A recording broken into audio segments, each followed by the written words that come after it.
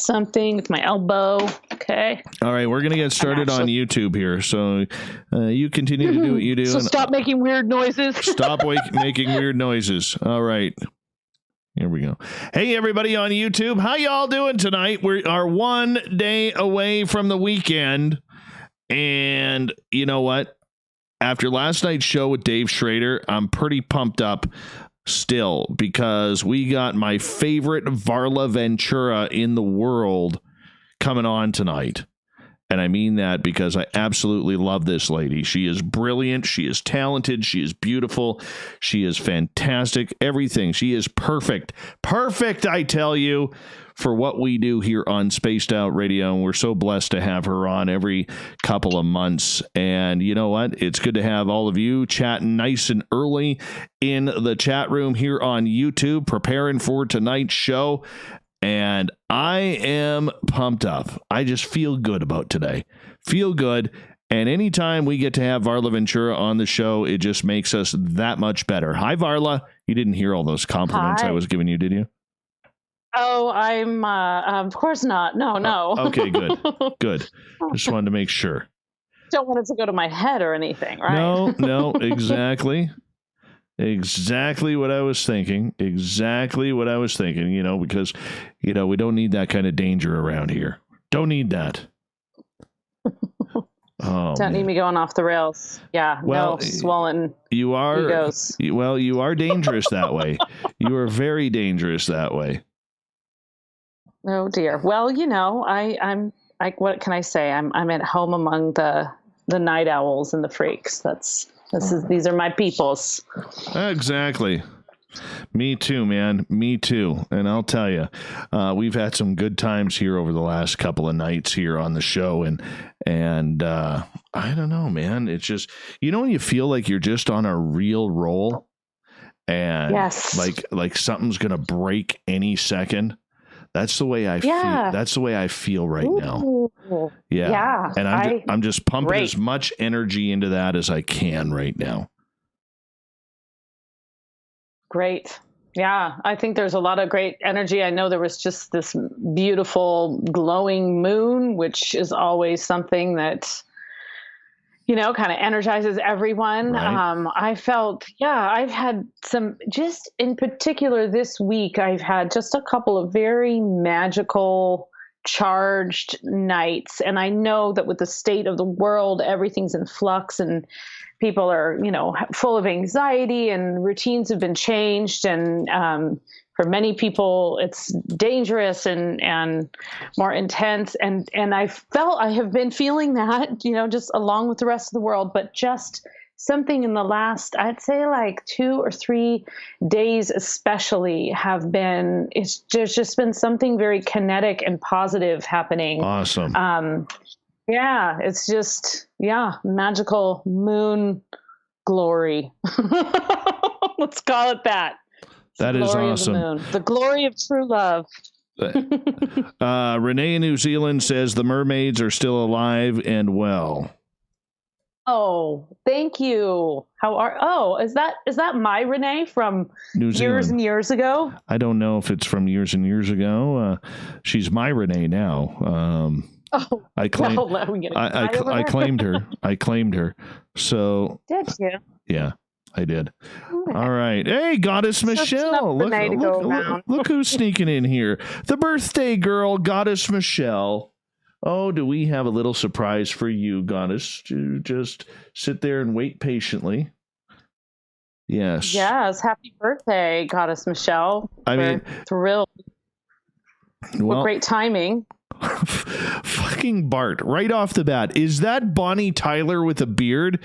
Yes, you are the total eclipse of my heart there, Barther. That is friggin' awesome. Hey, Pastor Keith, Reverend Keith, can I get an amen from you, my friend? I need an amen. I love Reverend Keith. Love Reverend Keith. All right. He is like my spiritual guru. Hi, Varla. I'm looking in my mermaid book because I have a story. Hey, Candy. Hey, Candy from Las Vegas. You know, we're planning a Las Vegas party in April of 2021. You better be there. Varla Ventura is going to be there. Hey, Brett, how you doing? All right, here we go. I'm in. Oh, I fucking know you're in. There is no choice. Vegas. Oh, yeah. You said the magic B word right there. I did. I totally did. Spookles the cat, how are you, beautiful? Hi, Donnie C. All right, here we go. Music's on. We're going to have a great show. We got the super chat open.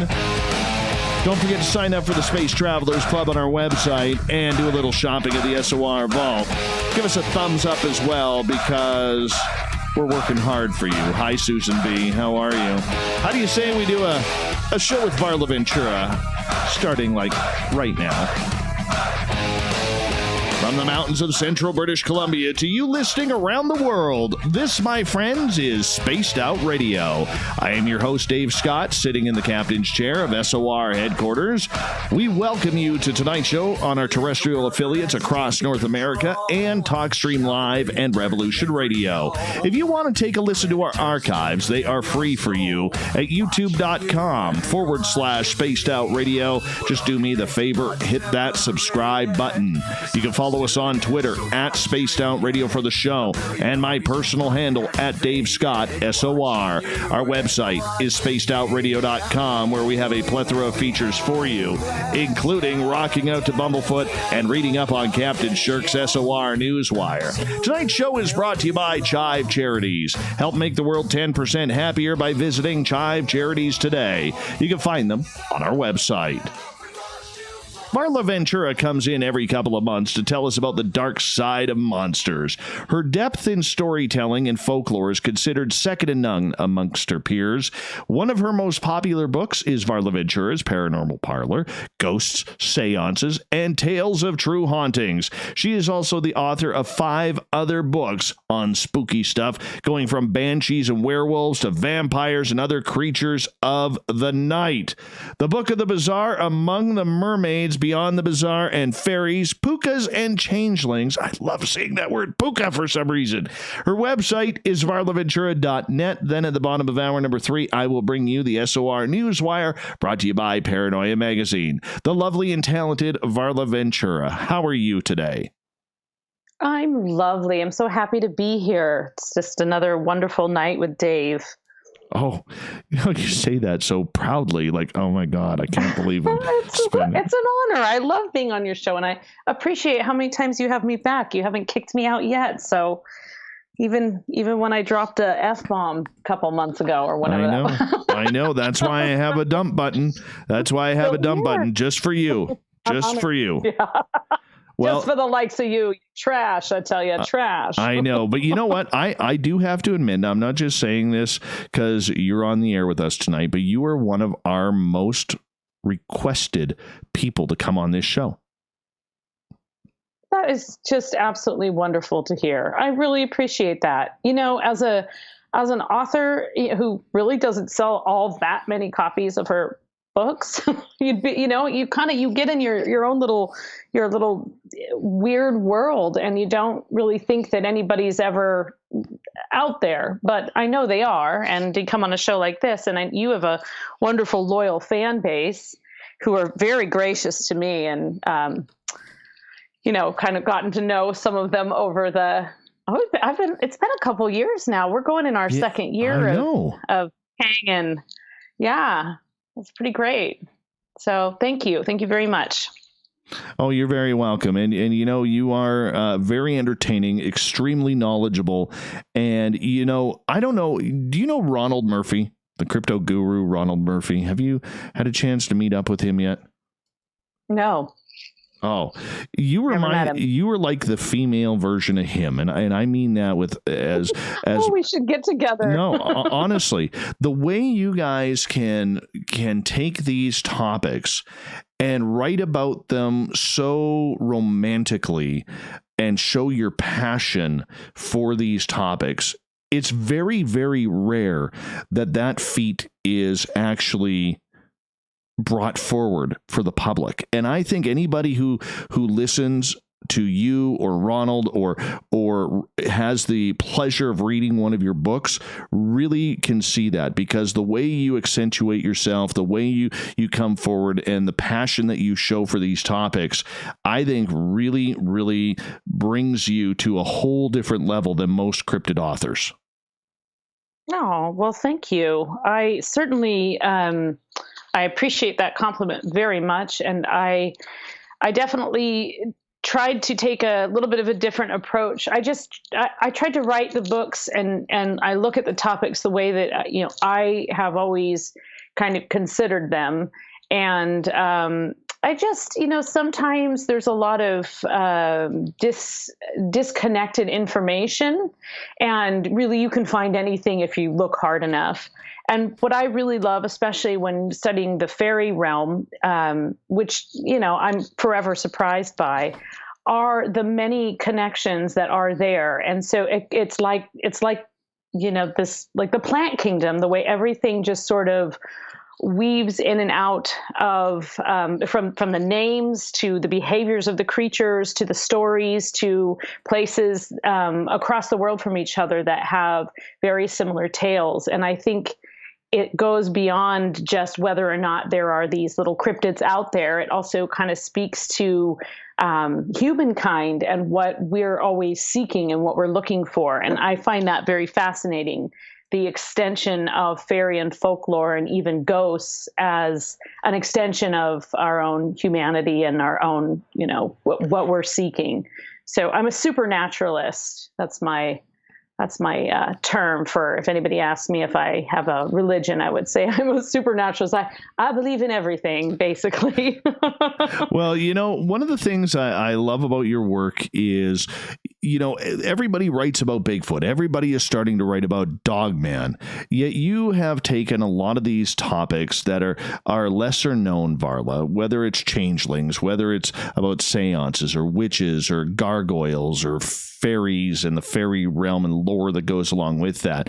And you've really tried to bring it to the forefront as just as important cryptids as the ones we know on a more of a mainstream level. Why did you concentrate on the lesser knowns comparatively to what everybody else was doing? Well, less competition. Well, hey, that's a safe answer.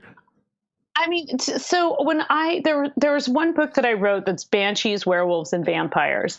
And I wanted that to be primarily about banshees. I found banshees I have always found them to be fascinating. A little bit of that kind of an accident you can't look away from. They're terrifying. They're fascinating. They're beautiful. They're haunting. They're many, many things. But I had this discussion with the publisher, and originally it was going to be, they wanted vampires up front because it was right around, all the Twilight movies were being made, and there was a little bit of like a vampire uptick. And I said, I completely love vampires, I have full respect for vampires, but there are volumes of speculation and folklore on vampires. What we don't have is, we don't have anything about banshees. And so this was sort of our collective compromise, because one of the wonderful things about, when you're a creative person, you write whatever you think is great. But if you can get together with the right kind of publisher and editor and creative minds who can appreciate what you've done, but it makes suggestions to actually make it better. So the book kind of evolved from that. But really, I think that I start out looking for things that I've always been interested in, that have always caught my eye. And I have always had a penchant for things that were a little bit under the radar. So I feel like, banshees or changelings are just as terrifying, if not more terrifying than some of the cryptid stories that are out there, but they're definitely a little lesser known. And even with mermaids, mermaids are explored extensively, but I certainly made a point of exploring the sort of darker side of mermaids, and that they weren't all, these lovely buxom ladies just playing in the waves, but that they had other ill intentions, and that they have other places throughout time and history besides just, frolicking with a lobster band or whatever. Lobster band. Nice. Nice. This is why we love Varla Ventura on our show tonight on Spaced Out Radio. She comes in every couple of months to talk strange and weird creatures around there. At the bottom of the hour, we're going to get into a topic that it's something that I've always wanted to try, which is seances. And I want to ask you, in leading up to that, I know you're a believer in the paranormal. I know you've had experiences, but out of everything that you have noticed, whether it's on your own or whether it's through your research, is there a story or two that really stick out to you? Oh, absolutely. Yeah. And specifically in relation to seances, one of the things that I think a lot of people don't realize is how common they were, especially around the turn of the 20th century, and how common they were in use in businesses and government. And so I happened upon a story about this series of seances that took place in San Francisco. I believe, I have to check the book real quick, but I think it was like around 1910 or so. And the story actually involves William Randolph Hearst, if you can believe it. And so what happened is I was looking through some old pamphlets, actually, that the publisher had given me some old pamphlets, and I had found a couple of articles talking about these seances, and then I was able to find more of the story on Gutenberg, which is this wonderful free library online where you can find all of these old, beautiful old books that have been scanned and preserved. So you can find a lot of rare works there that, I'm forever hunting for these books in real life, but sometimes you just can't find them. So I kind of followed this series of clues, all the while knowing that I was researching what eventually became the Paranormal Parlor book. And it's this incredible, very elaborate story in which you have the chief of police, a reporter who was, according to his account, was pitched the story to William Randolph Hearst, who at the time was the newspaper magnate in San Francisco and had the Chronicle, I think it was, even back then. And he said, yeah, you can cover this story. There was a pretty well-known medium who had rolled through town, and he kind of started out down in like Twain Harte country in the foothills. And then he was in Sacramento, and then they called him into San Francisco, and the chief of police, the mayor, and several other prominent sort of important people in the San Francisco government at the time conducted a series of seances, and this reporter attended every single one of them and wrote about them. And then just before he was going to publish this wonderful long story about it, they pulled it. William Randolph Hearst killed the story because the chief of police felt that he was going to look like a fool if everyone knew that he had been taking part in these seances. Now, you'll keep in mind that the spiritualist movement, which started in about 1840 in the U.S., kind of was petering out by the 20s and 30s. And so there were some people such as the Fox sisters were really well known for conducting seances and sort of had a lot of parlor tricks. They had been already proven to be charlatans. So the idea that just any old medium could roll through town was kind of wearing thin on people. And more and more people were starting to doubt whether or not this was actually, a legitimate psychic, even though he supposedly named all of these things that the mayor and the chief of police, no one could have known that, and gave them messages. And so let's see, it was actually, I'm just looking in my book, it was in 1900, and it was actually published in 1900, the true story of startling seances in San Francisco, that took place in the year 1893, but it wasn't published for 7 years because the story was killed, and eventually the writer was able to sell it to the Sacramento Bee. And so I was able to find online this old listing, which was just this one little column of what eventually was what I think the writer had intended to be this long expose, a series of things he thought he was going to get paid for. But they were actually not ever published, and both were ultimately published anonymously. So the actual reporter's name. So then there's this whole other intrigue to it, because was this person just making this whole grand story up to sell it? Was this person slighted? I mean, it was a long period of time before they were able to sell it, but it's this wonderful example of how common it was to have a seance, and for people to have them in their place of business, to help them make decisions, and to use the psychic arts in that way to sort of guide our decisions in terms of laws, really. So it's quite interesting. That's a story that has always fascinated me. Varla Ventura is our guest tonight on Spaced Out Radio. Varla, as you've gone down this track, towards death, towards life after death, the paranormal, and everything that is perceived around it, you are convinced that there is something out there. But where, in your opinion, is that something hiding? Probably right outside your window right now, quite frankly. Oh, you made me look. You made me look. Everybody look over your shoulder.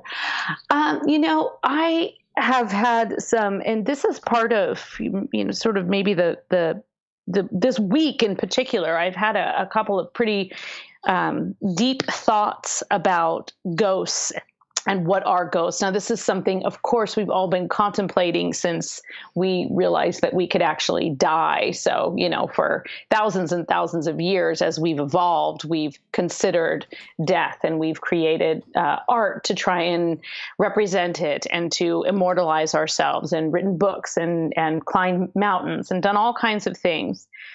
And so I think this is probably not a direct answer to your question, but because I don't really know. I don't know. Is it just outside your door? Is it constantly there and only once in a while you can see it? Or is it something that is on another plane that then can sort of, return to our mortal world to pass on messages, which is the basic founding principle of spiritualism, that the dead are actually giving us messages. And that's what today's psychic arts, our modern psychic arts, and the Western world especially, are really based on that foundation, that you can get guidance not from the divine, but specifically from the dead. So I don't really know, but one question, and I'd be happy to I think this is just something to contemplate, and I'm happy to put that out there for everyone to consider.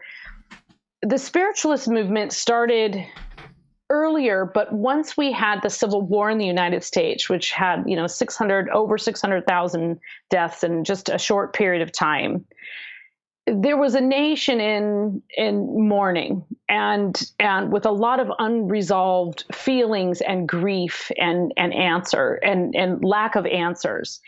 And that really spurned the spiritualist movement to kind of, to really start peaking in the United States, from the White House to, the Parlor in St. Louis. There were many people who were turning for some kind of answer because they hadn't been able to say goodbye to their loved ones. And I was totally thinking about this the other night, how, this is kind of happening on a worldwide. With the pandemic, there's sort of a worldwide sweeping of death in a way that is, I just wonder if out of this, will there be another rise in the desire to make contact with the dead? Not that it ever completely went away, but it waxes and it wanes, and there's different approaches. We have almost a more commercial approach now. Will there be a movement back toward actually genuinely trying to connect? And especially, I think that many people connect ghosts and hauntings with some kind of unresolved business. And I'm wondering if it's not unresolved business about who they were or even how they died, but how their death was treated. Once upon a time, we touched the bodies and we bathed the bodies and we stayed with the bodies. And right now we can't do that at all, but there's a ritual that is required with death that, many cultures practice. In modern times, it's not as common to be able to do that. And I just started wondering this kind of randomly the other night, because I contemplated a lot. Why ghosts? Like why? And why do some people have them? And what are the messages? And are they real, or are people looking for some, all of the full spectrum of things? And I wondered if it had more to do with the way that we treat death or don't treat death that creates that sort of glitch in the system that doesn't allow a person's soul to kind of, carry on into whatever delightful, dancing skeleton graveyard that is beyond. So I don't know, I don't really, I'm sure that you can look at it in a very scientific way at grief and think about grief and mourning and the kinds of emotions and feelings that brings up. And I think that can probably trigger a psychological reaction, but that's just one tiny little slice of it. So I don't know, deep contemplation. Do you think? Well, let me ask you this. We got about 2 minutes to go before we go to break here at the bottom of the hour. Varla Ventura is our guest. Varla, do you believe then that there is life after death, and do we all experience that? And where did she go? I think there's. There you are. Skype kind of cut out a little bit. I don't know if you heard my question or not. I did. I absolutely did. Well, I think that our misnomer is the word life, right? Like when we think of life after death, we think there's some kind of continuation of what's happening in life. I definitely think there's something, but I don't know exactly what that is. Of course, no one really does. And people have had near-death experiences and they come back, but they haven't really gone on and lived death, right? So, but I think the idea of life, calling it life after death, is probably the most thing that confuses us the most. Because, it'd be cool to think of like the Haunted Mansion in Disneyland, where you go through and you just look in the mirror and there's all the ghosts dancing. But realistically, it's probably a lot more esoteric and intangible, and hard to really put your finger on. I get that. But, we all are going to find out one way or another. That's one thing that is guaranteed. Yeah. Yep. True that. I'm like, come on, Varla, we got like 30 seconds left. Give me something. And no. True that. No. Yep. True that. That's awesome. That's what I got. Yeah. That is awesome. And that's why we love you here. When we come back from the break at the bottom of the hour with the lovely, talented, and ever vocal Varla Ventura, we're going to get into seances. What are they about? What are we trying to conjure? Is it ghosts? Can we levitate tables like Kreskin? I need to know this, damn it. We need to find out. Right here on Spaced Out Radio, Varla's website, varlaventura.net. So make sure you check it on out. And if you're on Twitter or in one of our chat rooms, make sure you give our favorite nurse around here, Goddess Michelle, a big happy birthday. We'll be back on Spaced Out Radio right after this. There we go. Right. We're still on, though, right? Oh, on YouTube, yes.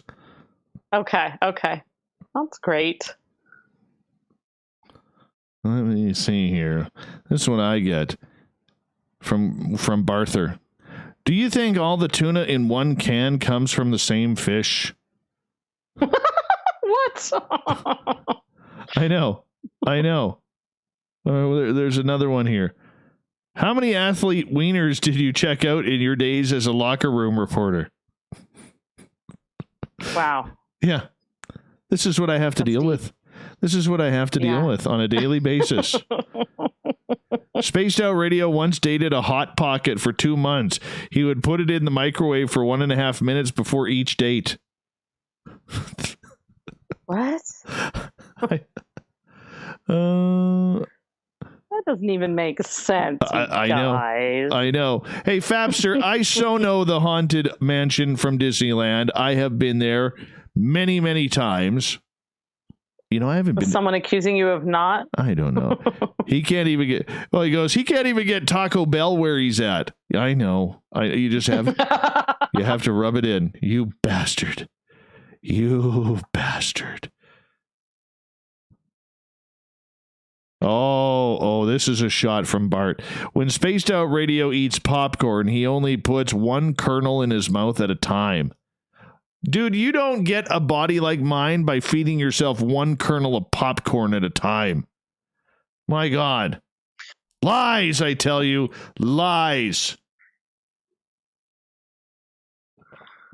Oh, my. They're ruthless. Ruthless.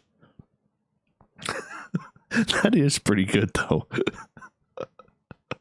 Oh. Amazing. Hey, Varla. Yeah. That was a good yeah.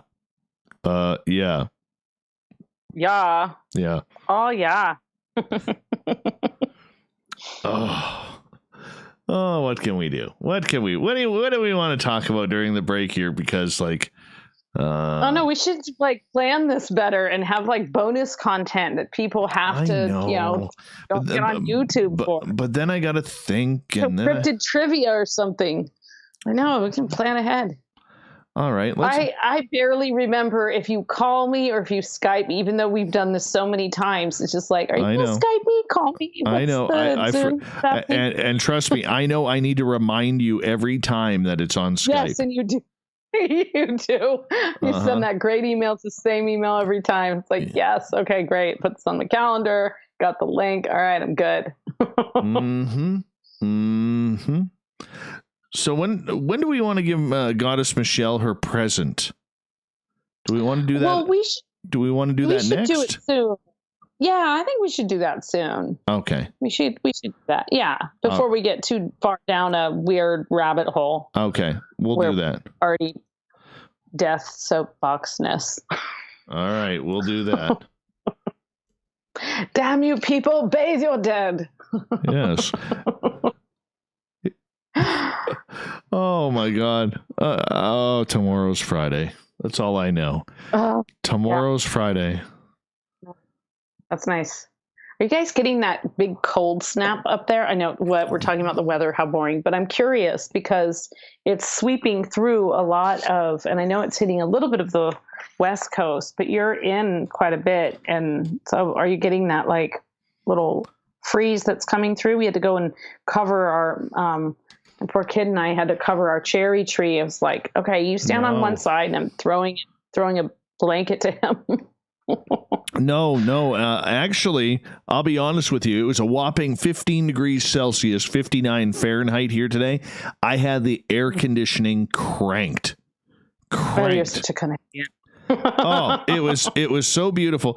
I like it. The temperature I like is between where it was today to about 21 Celsius. So 21 Celsius equates to 70 degrees, just a hair under 70 degrees. Yeah.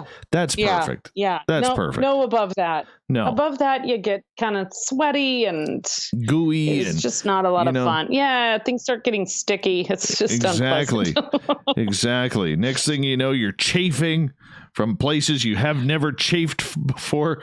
Oh, yeah. I mean, I can do over 70 if I'm in a pool or real direct beach, kind of direct access to swimming, cool water, shade. Mm-hmm. I can't do that, that in the sun. Andrew, you love San Francisco. You went there recently. Nice. I lived there for most of my life, and the temperature there is pretty much always 60.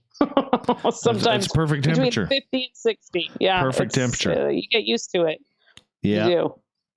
Yeah. Andrew in the UK says it's already Friday here. Hey, Andrew, how's tomorrow looking for us? Let us know. Yeah. Tell us from the future. We need to know. Send us messages. Exactly. In the future. Oh, there's little Marky Spender, Timber Hunter in YouTube. He has more back hair than Sasquatch, but we love him anyways. Hey, Baxter. Has he? I have to say, you? Yeah, Mark's my buddy. Every time we go out in the field, he threatens to shoot my leg if we come across a grizzly bear. Yeah. I mean, what if you come across Bigfoot? Also shoot your leg? No, he'll probably be romancing. But I always have to give a shout out to his dog Baxter, their family dog Baxter, because Baxter loves my voice, and every time I'm over there, Baxter is like looking at me like, "Come on, man, talk. I love the voice, man. Just talk." So. Hi, Baxter. Now, I'm picturing Baxter as like some sort of hound dog. What kind of dog is Baxter? Boston Terrier. Oh, Boston. Oh, they're such Boston Terriers have so much personality. I know. He's at work tonight. All right, here we go. Second half hour. Thank you so much, birthday girl, Goddess Michelle, for the super chat. I love you, dear. Here we go. It's Mark at work, not Baxter. Here we go. Welcome back to the second half hour of Spaced Out Radio tonight. I am your host, Dave Scott, sitting in the captain's chair of SOR headquarters. Thank you so much for joining us. We want to remind you that if you missed portions of this show or others, check out our free archives at youtube.com/Spaced Out Radio. Do me the favor, hit that subscribe button. Our website is spacedoutradio.com, where we have a plethora of features for you, including rocking out to Bumblefoot and reading up on Captain Shirk's SOR Newswire. Follow us on Twitter at Spaced Out Radio, and don't forget to hit up on my personal handle at Dave Scott SOR as well. Varla Ventura comes on in to talk all things weird, strange, and eclectic with Our Cryptid World. Happens every couple of months. And Varla, you have a very, very big fan of yours who listens to our show, in our favorite nurse, Goddess Michelle.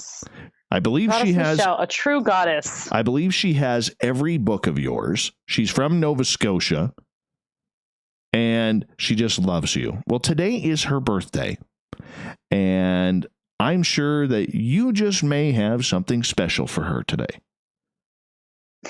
Well, in fact, I do. Happy birthday, Goddess Michelle. So I'm going to pull a card for you from a very special deck, a very special tarot deck. It's actually a Thoth Tarot, which I don't ordinarily read from. That's the one based on Crowley's teachings, Aleister Crowley's teachings. And I have worked with this deck throughout the years, just kind of helped on a couple of books that people had written about this deck, and I just never really got the deck. It never made any sense to me. And I think you know, because I know that you use cards for divination and such, that when you pull a card, if you can't read the deck, I mean, you can study tarot your whole life, which I started reading tarot when I was about 10 years old. So I've only been reading for 10 years. And you can study it your whole life, and sometimes decks just don't make any sense to you. And that has always been the case with this style of deck. Until one day I was visiting my mom, who anyone who's listened before knows my mom is a very influential person on me. She's the one who introduced me to the occult and psychic arts at a very young age. She's a witch and a healer and an all-around really interesting person.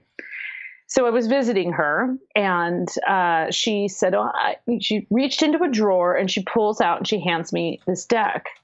And it's in a little woolen case, and it is a Crowley tarot deck. It's the Thoth tarot deck.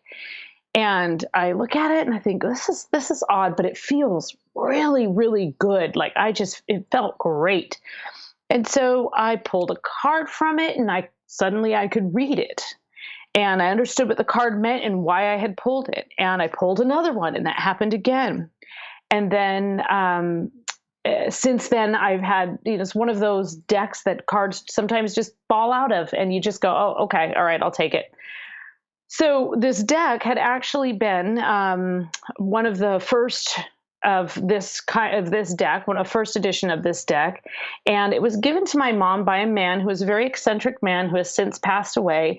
But he used to deal in antiques and various things, and he did not trust banks, and so he lived way up in the foothills in Northern California, way up on an old mine claim. In fact, when he passed away, I learned that he never actually owned the property. He was actually using an old he was squatting it with like a miner's deed.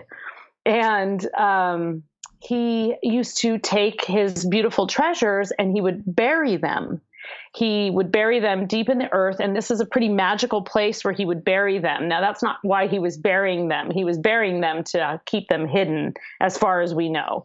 And over the years, my mom always cared for him and took care of him and, fed him and things like that. And he would bring her treasures. And so he would bring her, beautiful leather-bound bottles and these gorgeous giant crystals. And he brought her this deck, which he had taken and he had buried underground for 10 years. And I don't know what he did to that deck, but burying it underground for 10 years, even though it was a used deck, it completely neutralized it somehow. And it just charged it with complete sensical energy.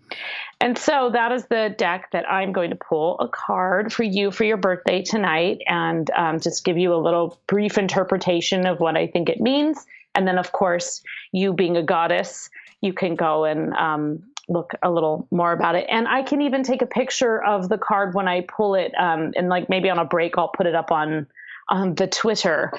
So I'm going to do that right now.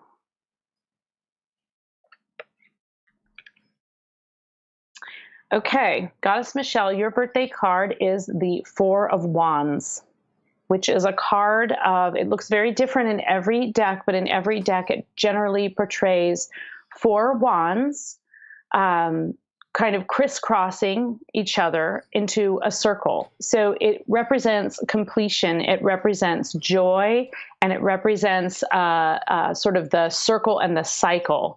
Wands, of course, are the symbol of fire and energy, and they mean that you kind of can create magic with it. And in this particular card, there are sort of ram's heads. There's a Aries and a Venus symbol, and there are some very peaceful birds on it. Overall, the card really is a very positive card, and it especially means that you are surrounded by love and protection, and that you have these wonderful attributes that you own and you honor. So that's how I look at the Four of Wands, and that is your birthday card. So happy birthday. Happy birthday. Thank you for doing that for her, by the way. Oh my gosh, my pleasure. Absolutely. That is really, really cool. Really cool. Michelle is very special to us here. So, the fact that you would do that for her, that means a lot to all of us. Oh my gosh. Well, I appreciate all of her support, and she's just been lovely since the beginning on this show. So I really, what a great timing that it's her birthday. And I have two other beloved friends whose birthdays are this week. So it's a great week to have been born. Yeah, I know. My mother's birthday was earlier this week. She turned 77. Perfect. And tomorrow, Captain Shirk from our Newswire, it's her birthday tomorrow too. Oh my! We're surrounded.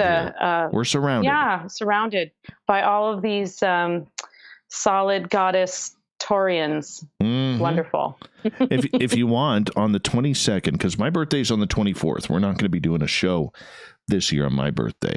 But on the 22nd, which will be my dad's birthday, I'll celebrate with him. You can come on with us if you want. Just hang out. Okay. Yeah. If you're bored, have nothing better to do. Oh, actually, I'm attending a psychic pajama party that night on the 22nd. Perfect. Sorry. Bring them all. Yeah. Bring them all. We'll check with times. Actually, my psychic pajama party might be over by the time your show's on. All right. Well, let us know. Varla Ventura is our guest tonight on Spaced Out Radio. Seances. You know, we've all seen the amazing Kreskin back in the 80s, if we were alive, raising tables, and we've heard all about this, you know, and seen it all. For people who may not understand, because I think seances are one of the lost arts of the dark arts. I really do. And I would love to see it come back. But for people who may not be familiar with it, what is it? I mean, essentially, a seance is a gathering of people with the intention of trying to make contact with someone, with the dead, with a spirit from the other realm. And the kind of key component of seance is that it's usually a group of people, and then there is a medium that conducts it. So there's usually someone who has done it before, or who has psychic powers, or is claiming to have psychic powers, that will sort of conduct the whole seance. Interestingly enough, the seances that kind of take place more today, I don't know if you're familiar at all with this community called Lilydale in New York, but Lilydale is a community that was formed during the spiritualist movement, and it is a spiritualist community in which people back in the 1800s moved there or would vacation there in order to develop their psychic powers, to go to psychic salons, to attend parties in the paranormal parlor. And they still do every year. They do, especially I think at Halloween, they'll do seances that the public can, I mean, you have to buy tickets to attend and everything. But there's a wonderful author who is now deceased, and I'm sure people out there have heard of him. His name is Ray Buckland. He is one of the most well-known writers in the realm of witchcraft. And he and I actually worked a little bit. I did a little editing on a book that he did for the same publisher that did my Paranormal Parlor book. And it's a field guide to ghosts. And he talked to me a lot about, he spent quite a bit of time in Lilydale and conducting seances. So interestingly enough, the seances that take place today are often conducted by witches. So that was not always the case, nor was it really ever a qualification. But today, the modern seance, which is sort of a nod to that kind of ritual, they're often conducted by witches, and particularly in like New Orleans and Salem and in Lilydale and a few other communities. So you'll often find a witch kind of being the person who's keeping that tradition alive. That was a bad pun there, but yeah. Well, so how long do they take? Like when you go into a seance and you are gathered with people and there's the person leading it, you know, how long do these sessions take? That's a good question, because I think that they probably used to go longer than they do now. So I think, you know, once upon a time, it was probably more of an entire evening, and in many cases was sort of treated as a theater type production. You know, you sell tickets to come into this salon, and, you know, maybe you kind of mingle a little bit and then you all sit down and the candles are lit. I think in more modern times, as in the last, you know, 40 or 50 years, the ones that I've attended have been around an hour to an hour and a half.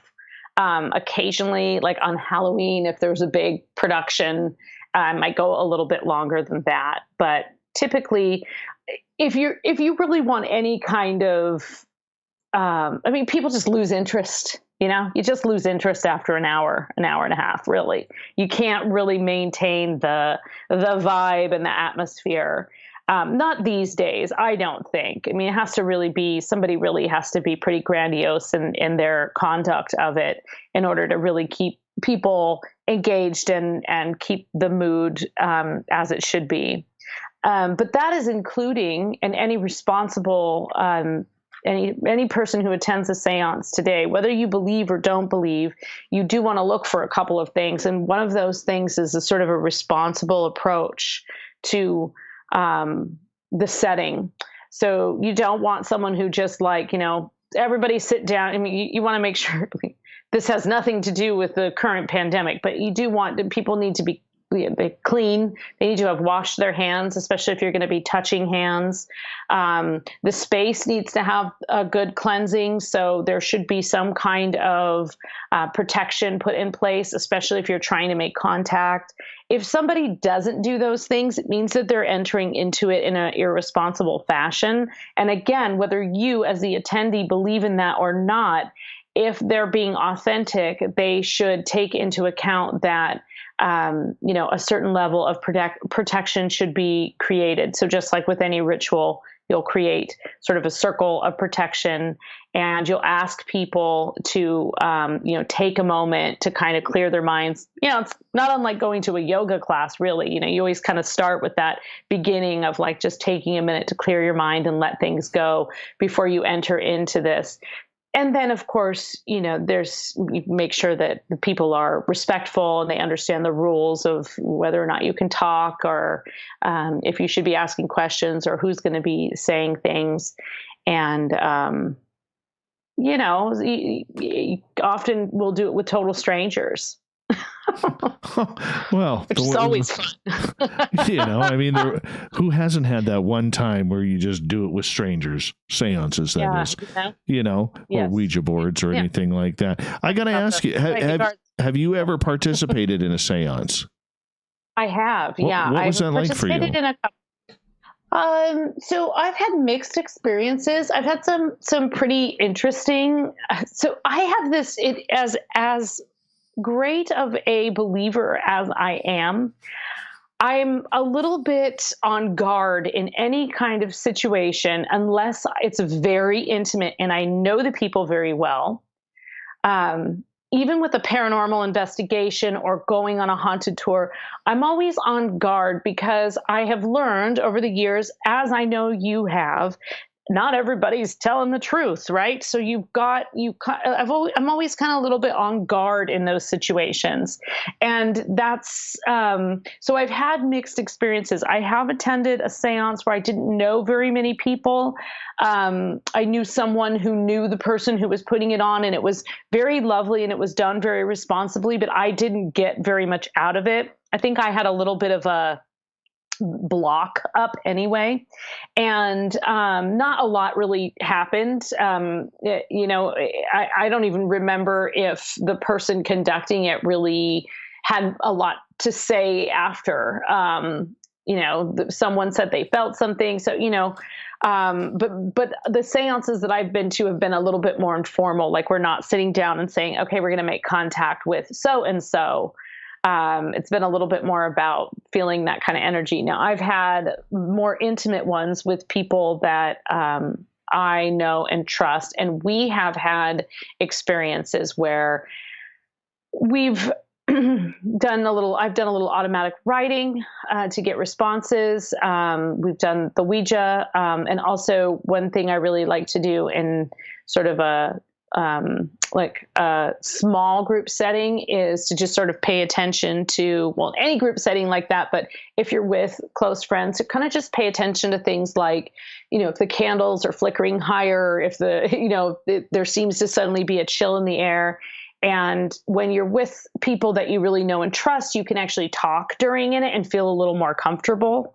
So you can say, did you feel that? Or so it's a little more casual. And I find that setting for me, I get more out of it. And I have had a few experiences where it seems like we've made contact with something. It's never been like, okay, this is a person I know. But I have a lot of family history that involves very informal parlor game type seances. So, it's something that I grew up hearing about and knowing about from a very young age. It was very normal. When you are contacting someone via a seance, is it the exact same way as you would, say, through a Ouija board or a dowsing rods or pendulum? So no, not exactly, because the seance, it kind of depends on on the method. Technically, a seance is something between divination and a paranormal investigation. So a lot of times, one thing that I really like, which kind of falls in the realm of a seance, is like a dumb supper where everybody comes in and they sit down with a place setting for someone that has passed away, and they create like a ritual dinner with that person, but you don't talk. You communicate completely, and you have a dialogue with this dead person. You invite them into the room, you invite them to sit down, and you have supper with them, and you have a dialogue with them quietly while everybody else is doing the same thing. And that's a variation of a seance that it can be very powerful. It also can be incredibly cathartic, really like can change people's feelings about whether or not their grief is resolved. So that can be a really powerful thing. But you can use spirit boards, are very frequently used. So a Ouija board or a spirit board, frequently used, especially in the olden days, definitely used in seances. And people would sort of gather around, and then only a set number of people would be the ones conducting the moving the spirit board around, usually the medium and 2 to 3 other people. Sometimes it would be like a volunteer from the audience or someone who is willing to come forward. Lots of different kind of people had their own thing. Like the Fox sisters, what they would do is they would sit down at the table and they would get people to sit around. And they actually had this way of kind of, they would ask questions, and then there would be a knock in response, or 2 or 3 knocks in response. And that would be, so they would say, is there anybody in this room? And it would knock. And is anybody, what is your name? And it would knock a certain number, and they had this whole system. But of course, later that turned out to be their cousin doing the knocking. So that was all kind of proved false. But there's just a lot of variations, but generally the idea, so something like dowsing rods or using tarot cards, those have a sort of seance type element. And to me, those belong in the paranormal parlor and are part of the psychic arts and kind of fall in that general seance category, but aren't necessarily a specific seance, which I imagine generally involves more people and that ritual of a group trying to make contact with the dead. Tarot can often just be people. We've got just over a minute left before we got to go to break at the top of the hour. Varla Ventura is our guest tonight. Who do we contact with this? Is it just any type of spirit? Is it a guide? Is it a loved one that we're trying to get a hold of? It's any or all of those, just depending on what comes through. And sometimes people are seeking a very specific person that does come through. Often it's not that person that comes through, it's someone else. Sometimes it will be a certain person in the room, and it's an unexpected message. It might not even make sense. So but the reason that people can be very leery of these things is that you can also make contact with things that may not be, a loved one at all. And many people believe you can contact sort of like weird, random, evil entities. I'm not a huge believer in evil. I think we are the evil ones, to be honest. I'm not really, but I'm not a believer in heaven and hell either. So I think, you can definitely make contact with a variety of things. Sometimes it's completely random. And there are many wonderful old stories in which somebody, the trajectory of their life is changed after attending a seance because they got a message from some soldier or something like that. Varla, I'm going to get you to hold on right there because we are going to go to break at the top of the hour. We're talking seances, connection with the other side on Spaced Out Radio coming up in hour 2 with the beautiful, lovely, and talented Varla Ventura at varlaventura.net. Check it on out. We'll be right back. Amazing as per usual. I'm gonna take a picture of this card. Okay, you do that. I'm gonna run my doggies outside. Great. I'm gonna put the commercials on here for the audience to listen to. At our website, Okay. you know we like to do things a little differently. We're not some faceless organization collecting money for a nebulous cause. Our donor dollars go directly toward life-improving items.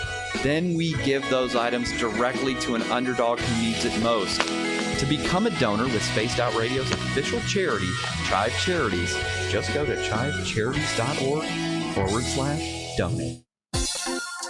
For the price of 1 cup of coffee a month, you can become an SOR Space Traveler. The Space Travelers Club is a place where you can interact with other listeners, either live during the show or on our great forum. We want your stories, pictures, comments, and ideas. You'll get live video streams, exclusive content, and be a part of our newsletter. Stay in touch with everything SOR. The Space Travelers Club is just $5 a month at spacedoutradio.com.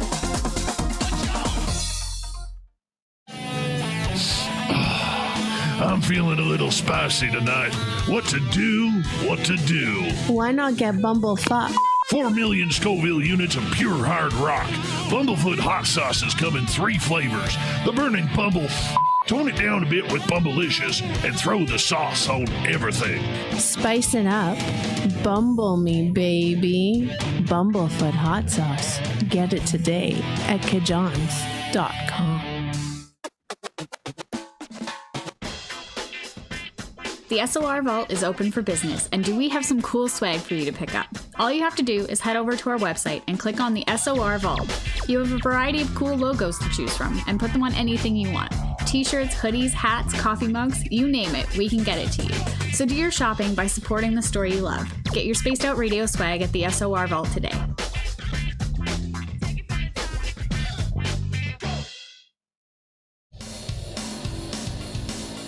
We all know on Spaced Out Radio we love a good beard and mustache, so why not take care of your facial hair with Mighty Moose Beard Oil? Made in Canada, we're taking care of beards and stashes around the world. We use 100% natural ingredients with our oils and balms to make your whiskers feel silky smooth. Use promo code SOR2019 at mightymoosebeard.com today.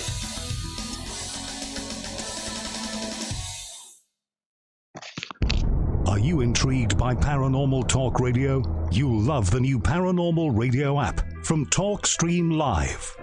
You'll find a great selection of talk shows covering UFOs, ghosts, strange phenomena, and much more. Download the Paranormal Radio app now and start listening to the very best in paranormal talk entertainment, including the network you're listening to right now, the Paranormal Radio app.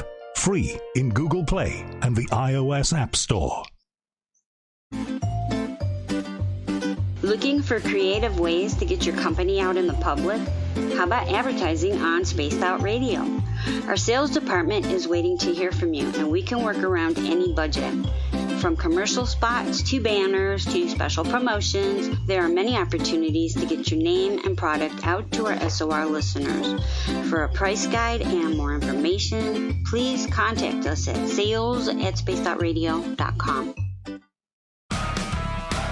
Get your horns up with me on Spaced Out Radio. This is Ron Bumblefoot Thal. Come tune in to SOR where you can hear me rock out with Little Brother is Watching, the official theme song of Spaced Out Radio.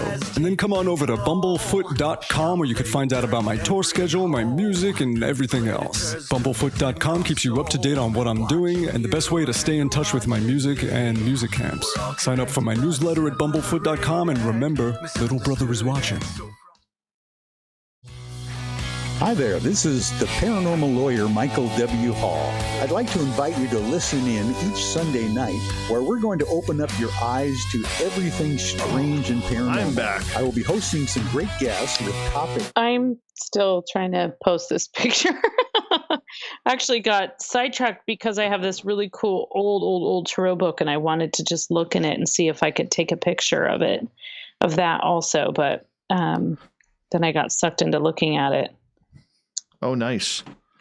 Nice. That happens. That totally happens. Totally. Totally.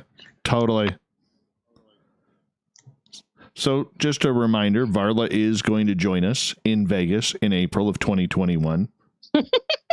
Yeah, when? When is this? What is this? What are we doing? Well, besides being in Vegas. If SOR continues to grow, we're just going to have a party. Like just a little party. Okay. You know, I'm good with that. Nothing too big, nothing too small. Just a little party. You know, get some listeners together, some of our fun guests. No speeches, no nothing.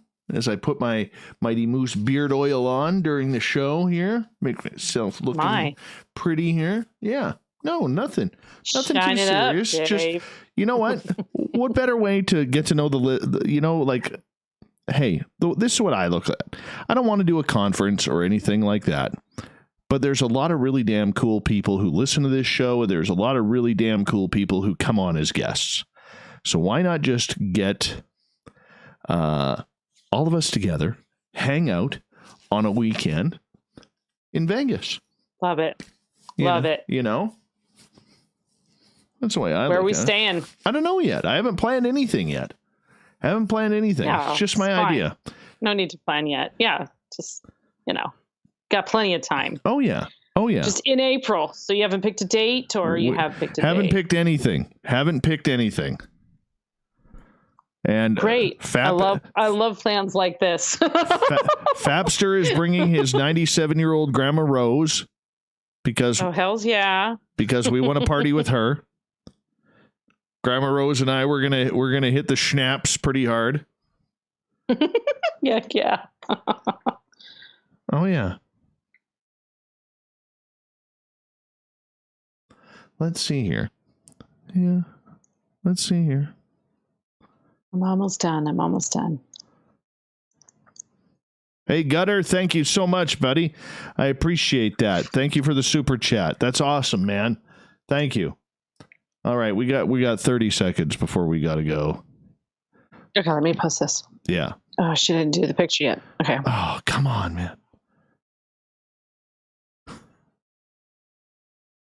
Damn chimp. The people will be there. The people will come. If you build it, they will come. Yeah, I want to get like 40, 50 listeners.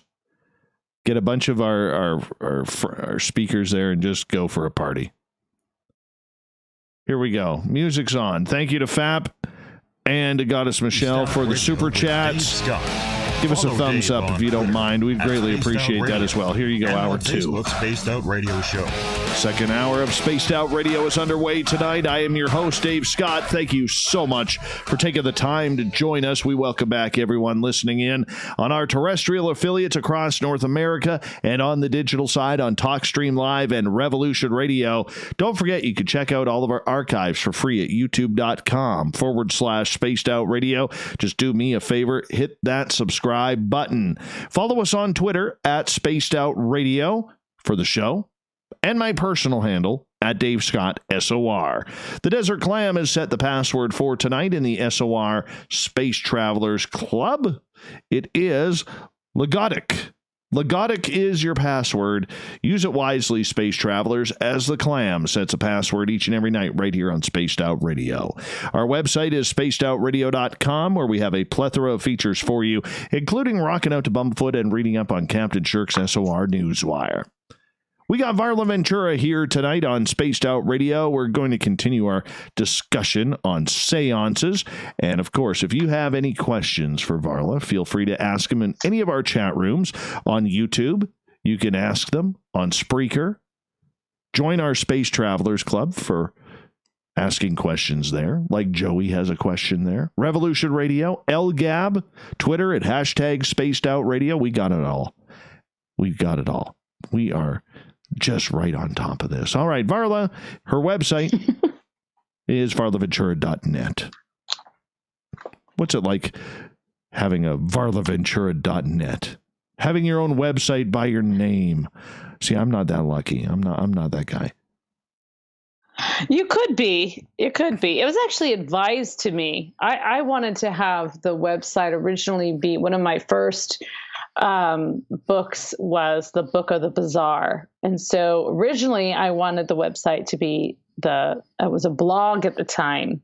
So it was the Blog of the Bizarre. And I actually worked that for a while. And then it was actually advised to me that the best thing to do was to just have your website under your name, because if you only had it as the name of a book, then it was only associated with that book. And if you wanted it to be more comprehensive, than you did your name. Plus, it's a cool ass name. So, all right.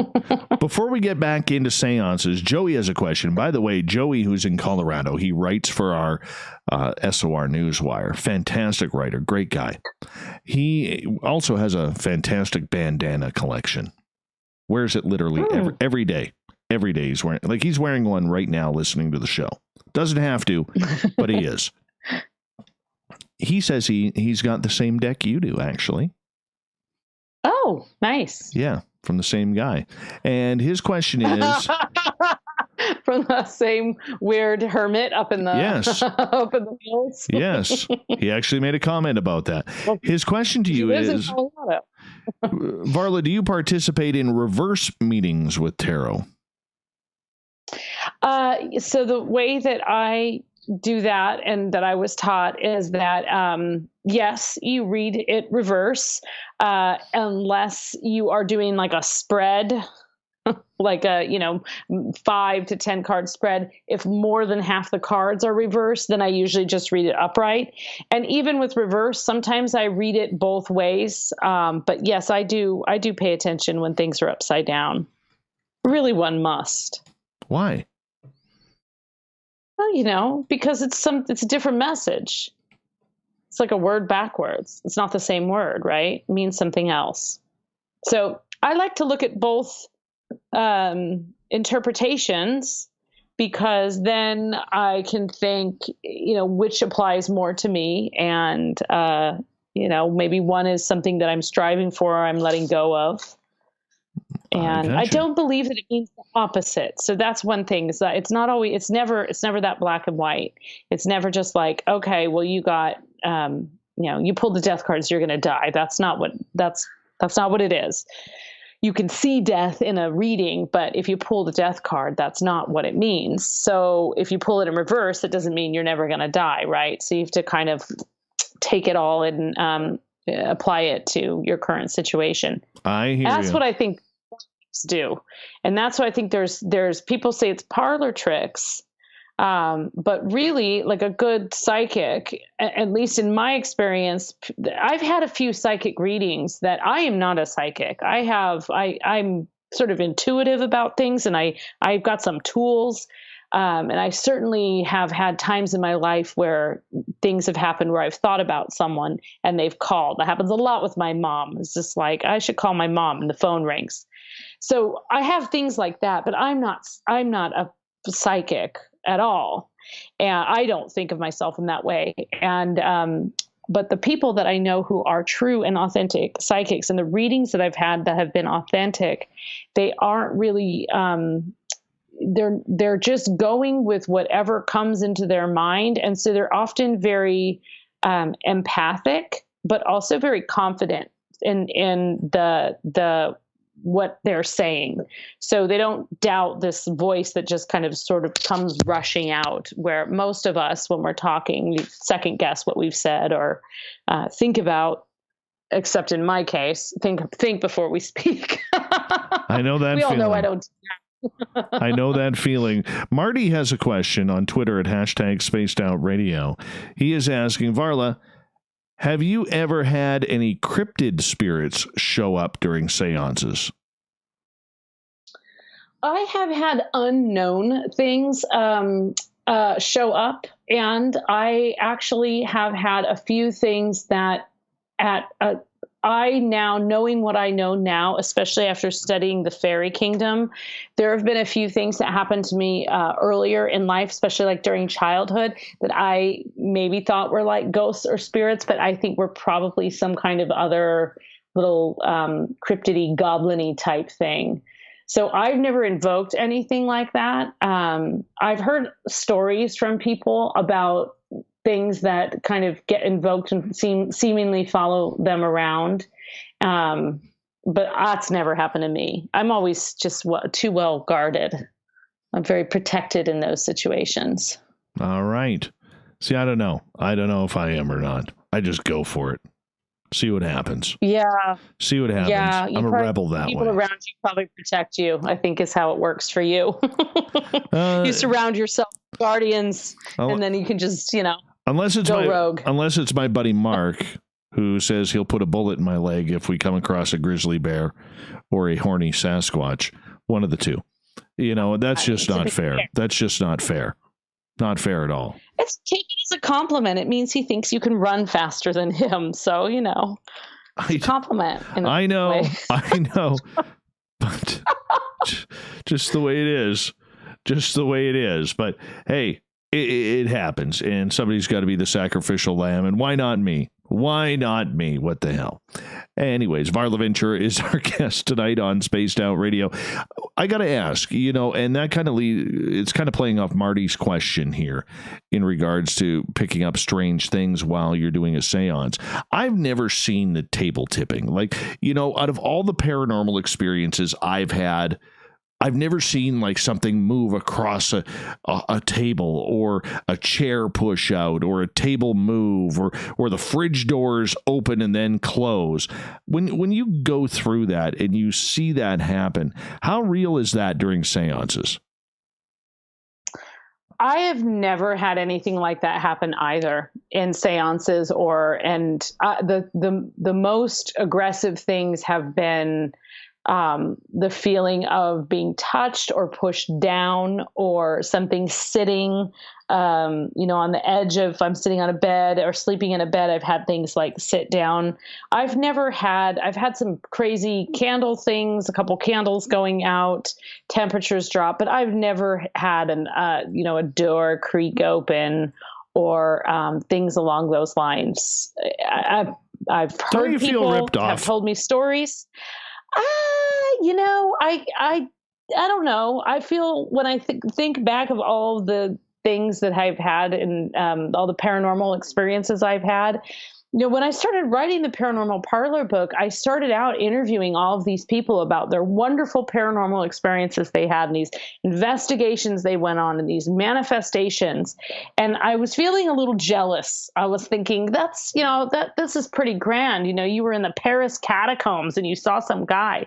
And then I sort of started writing down, you know, just the collection of all the things that had happened to me. And I realized that I've had quite a few things, and enough things that I can't dismiss them. And once I got all that sort of evidence before me, you know, I lived in a place in San Francisco for years and years that had all kinds of paranormal activity, and increased when I brought my baby home. It absolutely increased.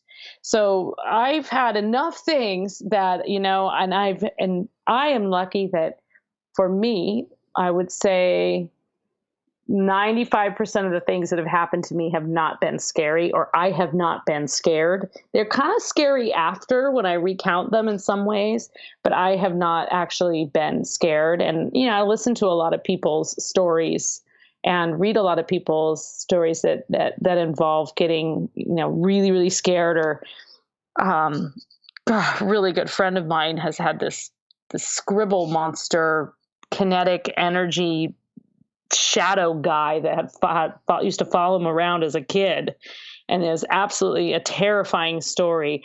And it scared him even, and I have never had anything quite that extreme. Everything I've had has actually left me with a very peaceful and beautiful feeling. So I should probably knock wood, but I don't know. I'm just not really. I guess I'm not that. I'm more afraid of living people than ghosts. Most are. Aren't you? Yeah. Oh yeah. I mean, oh yeah. You know.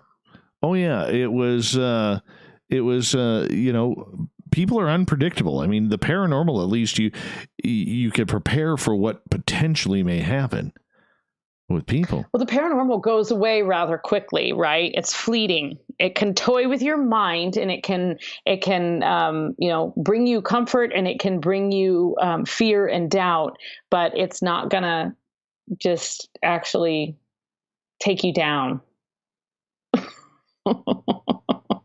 I hear you. As you walk. I hear you there. in the night.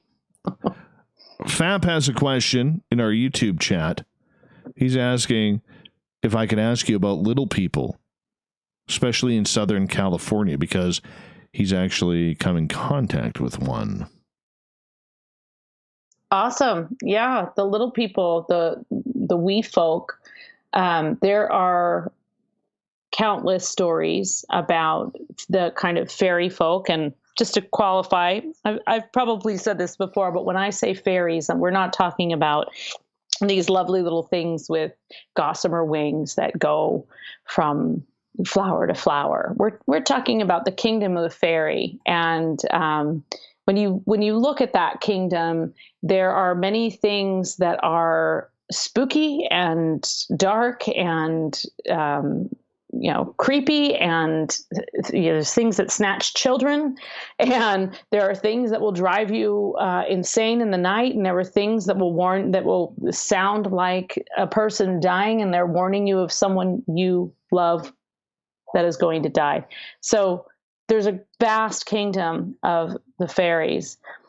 The little people especially are usually associated with either goblins, hobgoblins. If it was in a domestic situation, there's a whole class of like domestic fairies. And then you have, of course, like the sort of clericons and the leprechauns, and there's all kind of variations of these all around. The duende, they're all around the world. There are these accounts of these small things. And I think you and I, Dave, have talked about this a little bit before, but it was really interesting to me because when I was researching a lot of the fairy folklore, I kept finding these descriptions of things that happened to people that were attributed to like an angry house brownie. And it really sounded a lot like what you might associate with a poltergeist, people waking up, objects moved all around, scratches on their body. The idea of even some of the like alien abductions, and it ties in so closely with falling asleep on the fairy mound and basically being taken away to this other realm and losing track of time, and then waking up, wandering down a road, not knowing what has happened. There's a lot of kind of interesting parallels there. But I have, when I was a kid, I saw something that I think now was probably a little bit of like a leprechaun or something like that. And that seeing that and kind of, it's just such a vivid memory for me. Maybe it wasn't my overactive little kid imagination. We do have a tendency to dismiss what children see as being that. But I know what I saw, and it gave me, it opened my eyes to this possibility. So I think there are, the mines, there's Tommyknockers, and there are all these wonderful stories that some of these things exist to keep us close to the campfire at night, so we don't, or keep us out of the bog, so our children don't sink below and drown in the pond. There's some sort of creepy creature with long arms that will reach out of the swamp and pull you down. Well, you also don't want your kids to play near the swamp because they could get stuck or they could fall in. And so some of these stories exist to like keep us safe, of course. And what is a story if it's not embellished? I mean, so much of this comes from the Irish storytelling culture, which is just this beautiful way of telling stories about things that have happened to you over the years and to your family, and recounting these stories. But I think they're out there and they're all around, and are probably easier to see than some of the paranormal apparitions that people are always looking for. All right, Brutus is asking, Varla, what do you know about the 5-pointed Pentecost rituals or star Pentecost rituals, and why they are prominently displayed on many homes in rural areas? Well, I don't know a lot about Pentecostal anything because I was raised by a witch. So I have not really spent much time in any kind of church except for funerals and weddings. But I do know about the 5-pointed star and what that represents. And I certainly know what that represents in magic. And I can guess that it might represent something similar. With the 5 points of the star, like the pentagram, you have the 4 elements and the self. So you kind of have the top one being sort of the ethereal, the air, and then you have earth, fire, water, and your own kind of human element. And that can be used, in witchcraft. It's usually in a circle, and it's used as a means of protection. I think there's a misnomer that it's reverse and that it's a sign of the devil. Again, I think I stated already, I don't believe in heaven or hell or devils. Not to say I don't think there's demonic type entities out there, but I don't believe in the, I don't believe in the mythos of Christianity, I guess. I'm much more in the fairy, witchy realm, I suppose.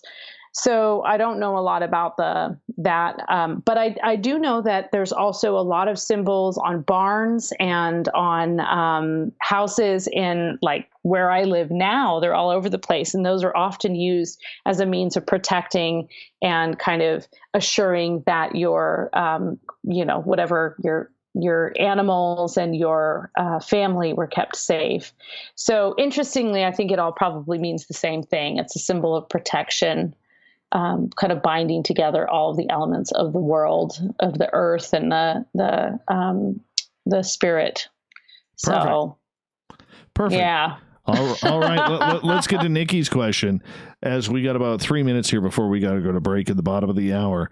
Nikki is asking, Varla, what are the ones in the fairy world who protect children or who protect children who have gifts?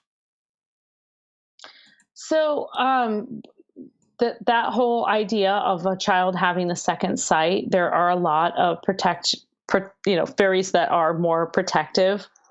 I think you have kind of a whole class of domestic fairies that will look after kids, and they all have variations of names depending on if it's Scottish or South American.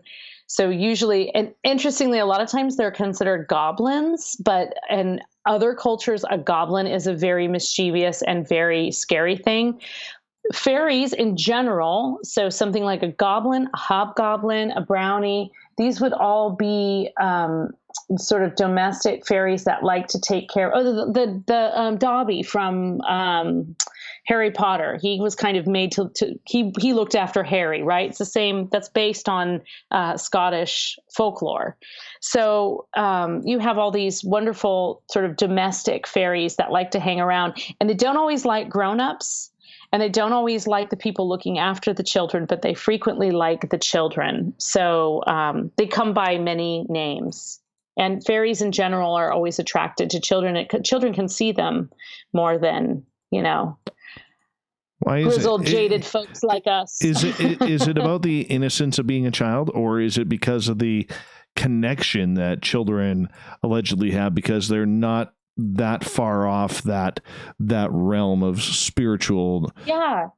I've heard that just the other day. Someone was saying, is it just because they're not that far from they're not that old, and so the veil is still around them, right? So they can still kind of peep through it. And the older we get, the more reality sets in and the more responsibilities we have, and we dismiss a lot of these things. It's like the whole principle of Peter Pan, right? Like you grow up and you can't see or see these things anymore. I think that children don't have the judgment that we have, and they don't have the fears that we have. And so we put fear into children. That's how children become afraid of things, right? We tell them, oh my gosh, that wasn't real. And then it returns each night to the foot of their bed, and they're told it's not real. And now they're afraid and they can't talk to you about it. So we kind of develop that for them. Makes sense. And I think it's just, yeah.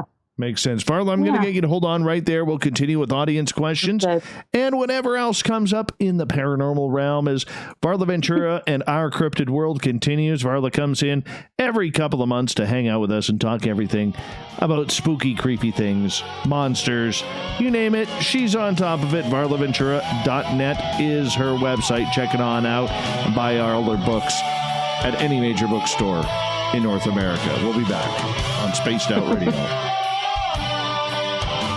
Varla Ventura. There we go.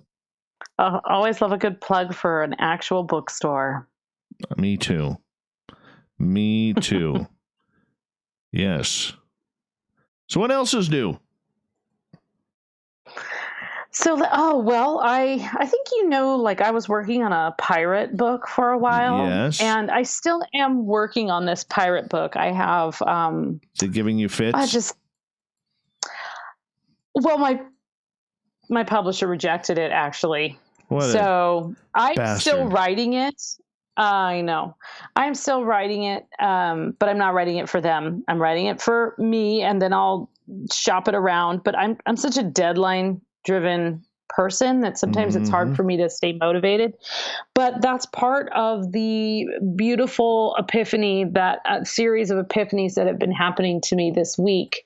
And I have a new book idea that I have a really strong outline for, and I can tell it's one of those books that's going to just flow out. And it's an area that I've always I think it's gonna be about.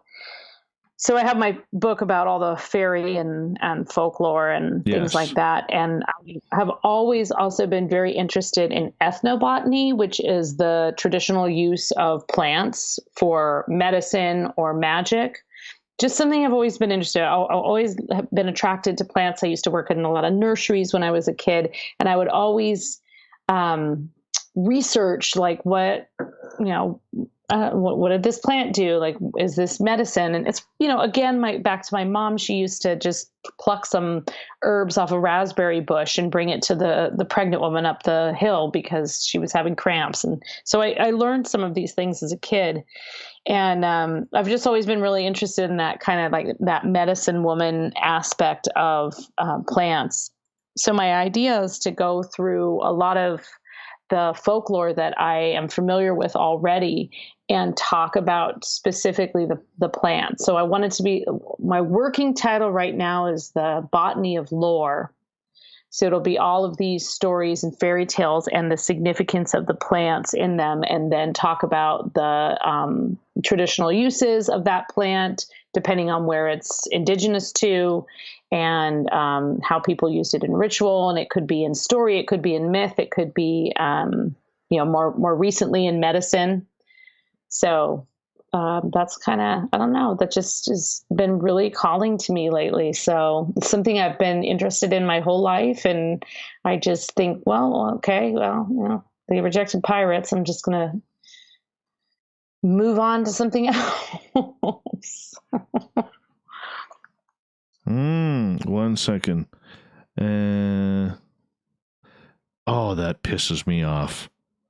That pisses me off. What? So there was a story a couple days ago that we did about this 5-year-old kid who was being babysat by his sister while mom and dad are at work. And the kid threw a tantrum because his mother wouldn't buy him a Lamborghini. So he I saw this story. He grabbed the keys. He grabbed the keys and stole his parents' vehicle in Utah, thinking that he was going to drive to California and buy a Lamborghini with $3. And now, so instead of disciplining the child, a Lamborghini dealer has offered to lend his family a Lamborghini to take him for a ride.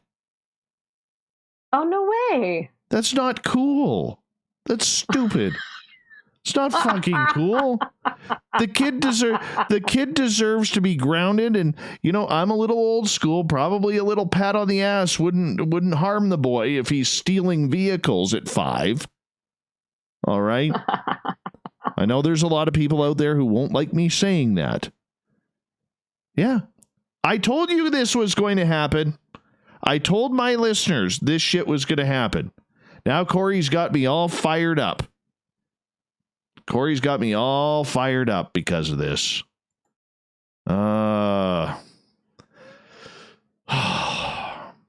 Just pisses me off. Seriously, what would have happened? What would have happened? I don't even remember it. Well, you know that, and I know that. Okay, but then we wonder why there's all this hooliganism around. Kid probably come on, don't diss on the hooligans. Please don't diss on the hooligans. Kid probably plays soccer too. There. Kid probably plays soccer too. Oh, that just drives me nuts. And the media is blowing this shit up like this is a good thing. Oh, the kid got to ride in a Lamborghini. No, this isn't a good thing. The kid should be disciplined. He stole his parents' car. Instead, he gets rewarded.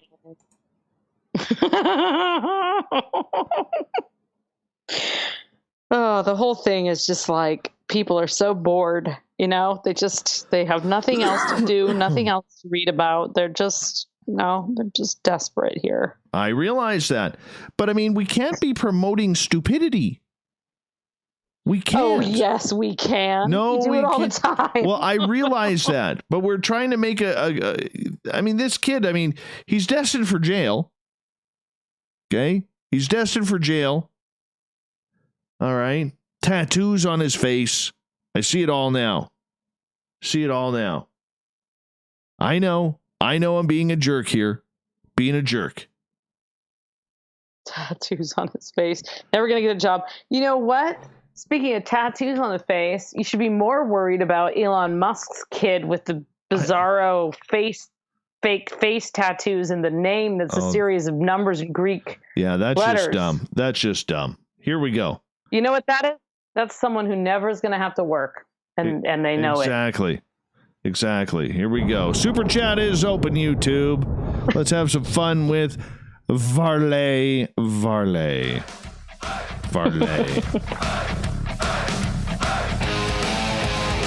We passed the halfway point of Spaced Out Radio tonight. I am your host, Dave Scott, sitting in the captain's chair of SOR headquarters. Thank you so much for joining us. We really appreciate you taking the time. We want to remind you that if you missed portions of this show or others, you can check out our free archives at youtube.com/Spaced Out Radio. Do me the favor, hit that subscribe button. Our website is spacedoutradio.com, where we have a plethora of features for you, including rocking out to Bumblefoot and doing a little reading up on Captain Shirk's SOR Newswire. Follow us on Twitter for the show at Spaced Out Radio and my personal handle at Dave Scott SOR. All right. Varla Ventura is here talking all things cryptid, weird, and strange as we continue on Spaced Out Radio. You can get all of our books at any major bookstore or online. And of course, follow her on her website, varlaventura.net. Varla, how are you? I'm wonderful. I'm mad. I know. You're mad. Yeah. I'll get to it. I will get to this in the SOR Newswire. But that little jerk of a kid who's 5 years old who stole a Lamborghini, if you listened a couple nights ago, I told you that little kid was going to be rewarded for his Grand Theft Auto, and he was.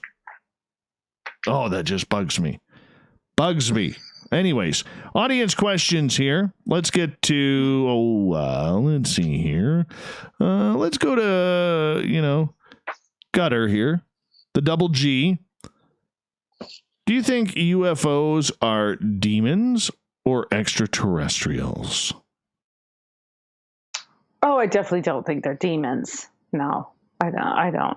I think they are more likely extraterrestrials. I think, of course, now we know that there are a lot of things that the government has been working on for years that weren't released and were top secret, and a lot of strange sightings can be attributed to that. I mean, lifelong ufologists admit that, but I definitely don't think they're demonic. And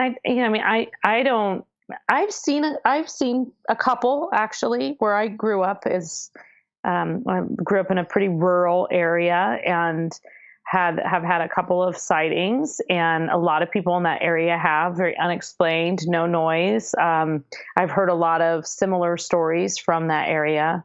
So I definitely believe that there's something, out there, and it does seem to be looking for us. But I don't think it's inherently bad. All right. Talk to me in 10 years when I've been swept off the face of the earth and come back and my quarters are stacked. Yeah, you don't want to be like Joe in California. Wake up with the quarters stacked and scratches all over your body and then have to deny that you got aliens. You don't want to be doing that. No. Definitely not. All right. Joey Bandanas is asking, or first comment, he says, Varla, for your research, don't forget OSHA route found at elevation. Whatever that means. OSHA route. Okay. Thank you. You're welcome. And Joey behind his bandana will be, because it's going to be muffled. Anyways, he's asking, are you equating... Bandanas make great masks. What's that? Bandanas make great masks. Yes, they do. Yes, they do. Perfect. All right, let's continue. Joey is asking, are you equating fairies and elementals of water and or earth the same? So I know that some people have a very different definition. There are different definitions of elementals. I do think of elementals as being part of the fairy kingdom and essentially all of the fairies. So I look at it the same way you might classify plants or animals. All of the fairies can fall under these different elemental realms. So you do have your fairy spirits, or your, like your forest spirits, your water spirits, etc. I don't think of elementals as their own thing. They're kind of, to me, more of a class, and they're sort of the beginning of some of the fairy folk. And certainly in like ancient Celtic mythology, that's where the fairies are kind of born from, these elementals that released these magical beings onto the earth. That's how I look at it. Everybody has their own kind of deal. That's just mine. All right. How do you attract fairies to your property, and is it safe to do so? Good question. No, it's probably not entirely safe to do so.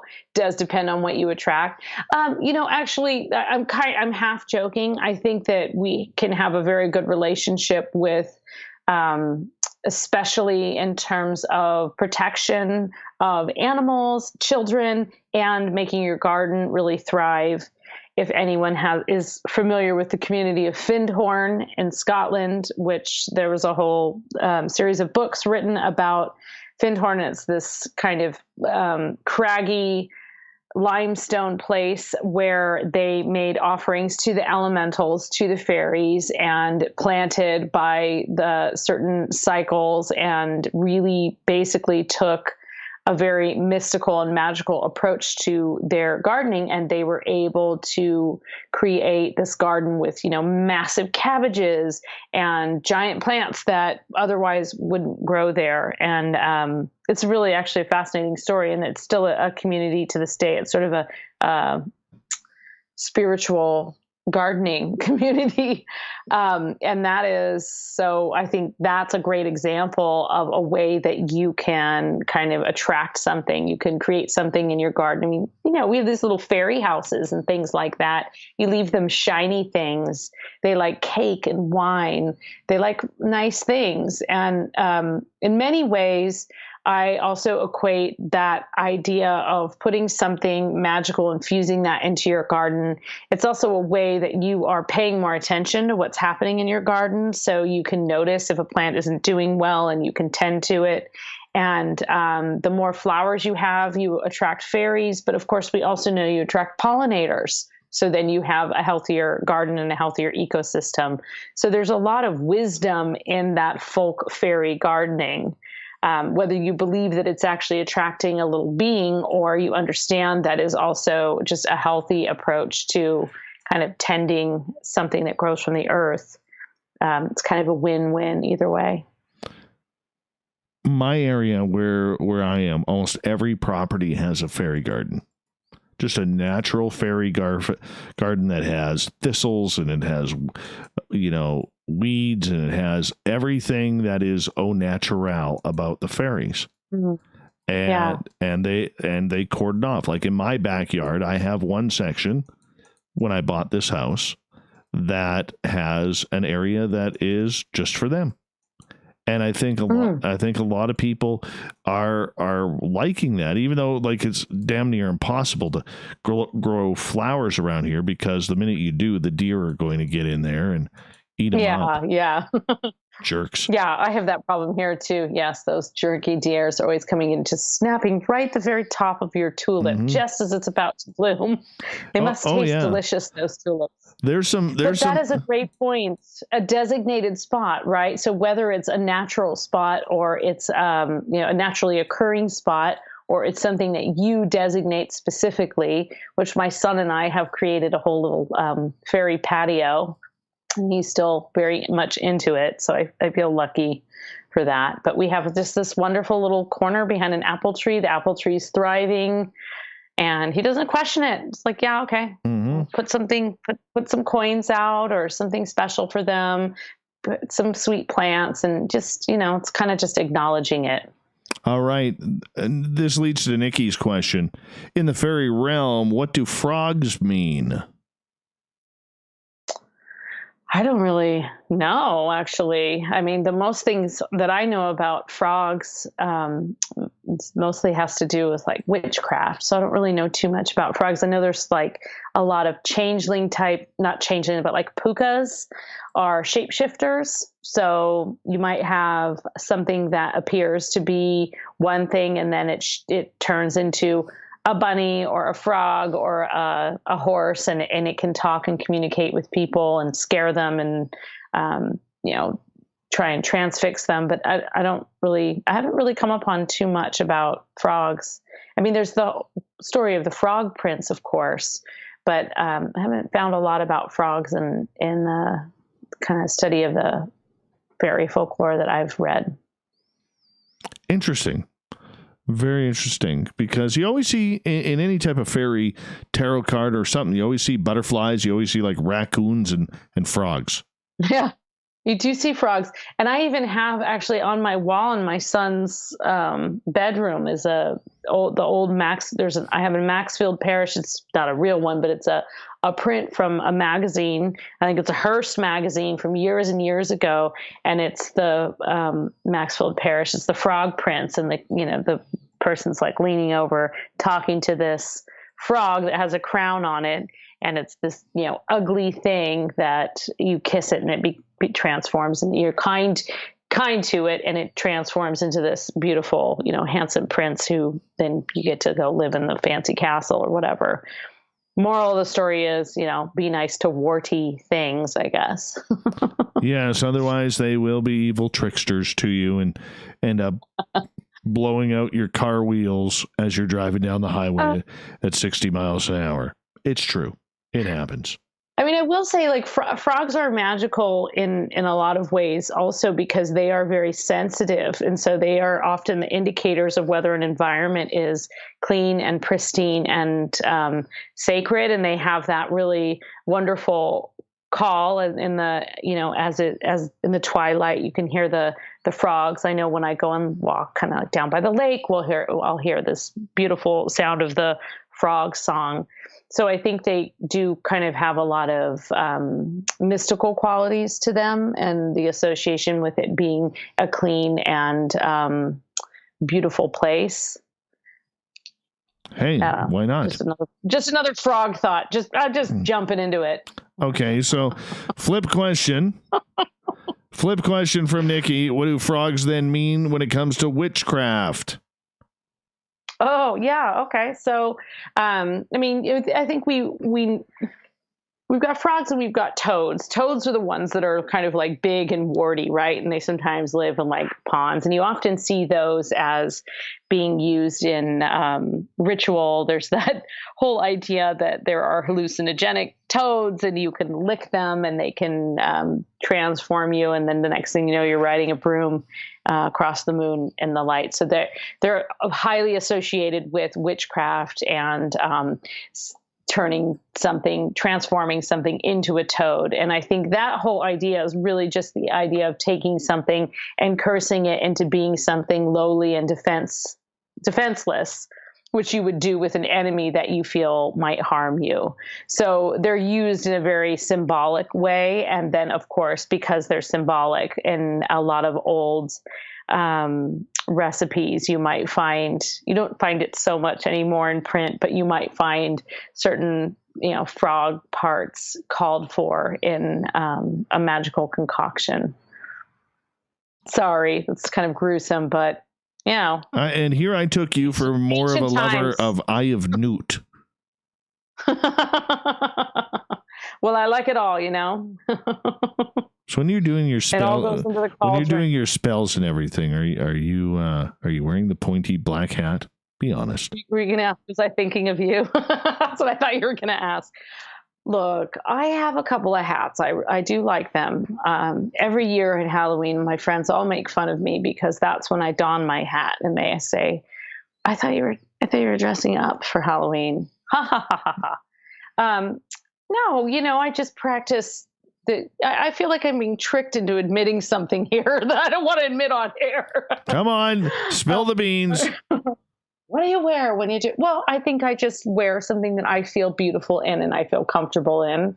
And, I make sure that I'm clean and ready to go. So that's usually a black gown of some kind. I mean, I am who I am. And I do have a couple of hats, but I don't usually wear them for rituals. Metaphysically speaking, when you are putting together, your own rituals and spells, what are you looking for? What are you trying to accomplish? Give us an example. Oh, acquisition of property is a wonderful example. So if I want a piece of property, or I can speak specifically of a case of a friend of mine who wanted to acquire the property next to him really badly, and had actually made a couple of offers. And several times I visited that property, and you could just feel it was meant to be his property. It didn't make sense where the property line was. And so we came up with something that would secure the property for him without damaging anyone or putting anyone, really putting anyone in jeopardy. And he implemented it. So those are, I don't do as many for myself as I do offer things to close friends. But most of the time it's just something really simple, like creativity. If somebody's passed, died, I like to, do some kind of memorial for them.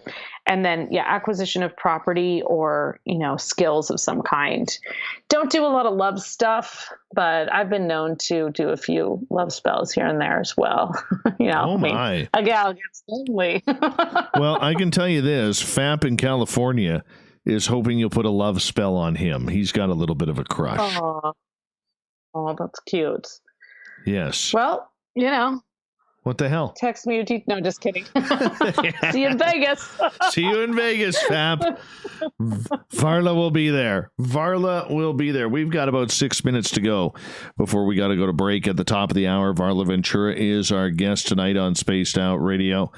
And I got to tell you, the whole witchcraft thing just really intrigues me because I'm somebody who has actually been cursed by a witch.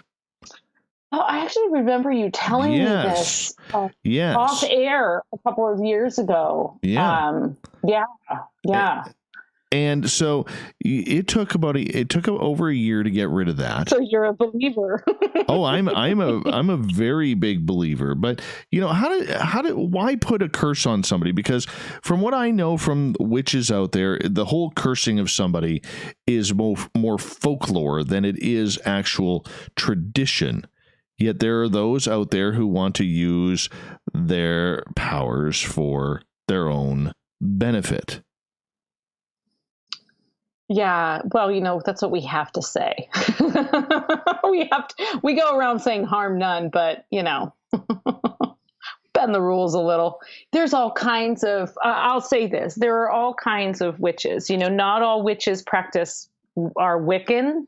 And not all Wiccans consider themselves followers of witchcraft. And there are a lot of different facets. And some people have a very holistic view and they're much more kind and they're harm none. And other people, do what they feel is right and do what they got to do to get things done. And, there's a lot of principles of voodoo that are very in a line with some elements of cursing and witchcraft. And there's just a big mashup. In fact, just to bring things kind of back, like the whole spiritualist movement that really kind of took off in the Victorian era and sort of petered out in the 1930s, it never really went away. And it had sort of a resurgence in the 1960s with a lot of those paperback I was like the paperback mediums that were when Psychic Phenomenon, you had wonderful people like Sybil Leek were publishing these volumes of books about astrology and witchcraft. And you had Aleister Crowley, who was, still kicking it and still writing. That in many ways kind of gave way to the new, what we kind of thought of in the 70s and 80s as the New Age movement, and even today, but it really all has kind of got its foundation in the spiritualist movement. And in that, there's such a mashup of cultures and different ways of thinking and different beliefs, and everybody just kind of has to follow their own thing. But the harm none, like I said, that's just what we tell people up front. Okay, so who have you cursed in your life? Well, you'd have to really get me drunk to find out. All right. They know who they are. So help me, if you were the reason that Guns N' Roses officially broke up the first time, the show is over. The show is over. Well, I had nothing to do with that, of course. All right. Making sure Varla Ventura is our guest tonight. We got about 2.5 minutes here before we gotta go to break. But with curses, I think for people who do not understand them, we look at this as maybe just some sort of witchcraft legend or voodoo legend. But this can affect a lot of people if the person really knows what they're doing. Oh yeah. It can kill people. I've seen it happen. It wasn't me. Just saying, but if it's like anything, of course, if it's the wrong circumstances, and of course the person being cursed never feels like they deserve it, of course, and they probably don't. Curses often come out of anger and vengeance, and a lot of those unresolved feelings, and we all know, like, no good comes out of that ultimately, but if you're not really too worried about it, I don't know. I've seen various takes on it. So it can do some damage. And the tricky thing is that there's a ripple effect. So your intended target could very well get exactly what they had coming to them, but it might end up causing a ripple effect that can cause, death and harm and mayhem to people around them that were innocent. So you have to, it's definitely something I joke about it and I laugh about it, but it's not something that you do lightly. And I have really only, done it maybe twice in my life, really with great intention. And I can rest assured they deserved it. In other words, people, do not upset Varla Ventura at any time. Otherwise, she's going to throw in a little bit of extra Eye of Newt into her spell, and the next thing you know, you're cursed, and you have a third arm growing out of your back or something like that. I'll deny it. I'll tell you that right now. Oh, yeah. Sure. Can't prove it was me. Oh, we'll never prove it was me. We'll always have the tape. I will always have the tape, and the archives are forever. Varla, I'm going to get you to hold on. We got Varla Ventura for another 30 minutes here on Spaced Out Radio as we're about to enter hour number 3 coming on up. We'll also take you through the news on the SOR Newswire and the Thought of the Dave as well. Stay tuned, everybody, because we got more Spaced Out Radio coming on up. And I'm excited because Varla Ventura is here. VarlaVentura.net. And we'll find out whether or not Varla eats breakfast for dinner when we come back.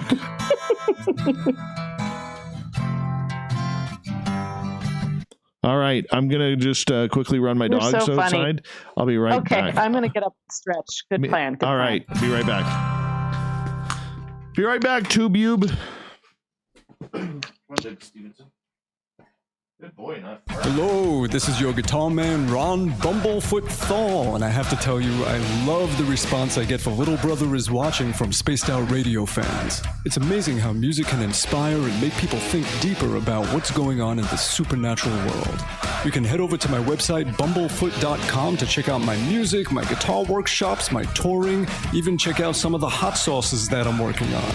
And make sure you keep on listening, because with Spaced Out Radio, you know Little Brother is watching.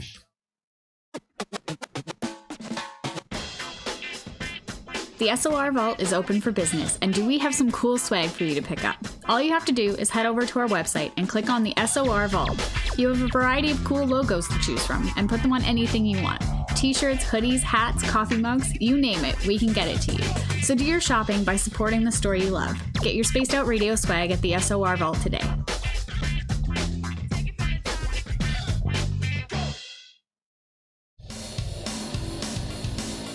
We all know on Spaced Out Radio we love a good beard and mustache, so why not take care of your facial hair with Mighty Moose Beard Oil?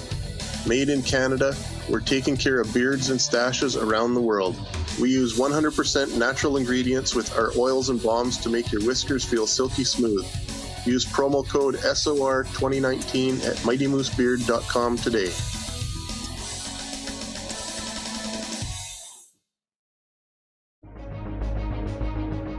Hello everyone, this is Ryan Stacy from the Experiencer Support Association, otherwise known as TESSA. We're glad to team up with Spaced Out Radio to help investigate your experiences on the SOR Sightlines report. Together, we'll investigate the strange sightings and occurrences you've had. We're looking for answers just like you.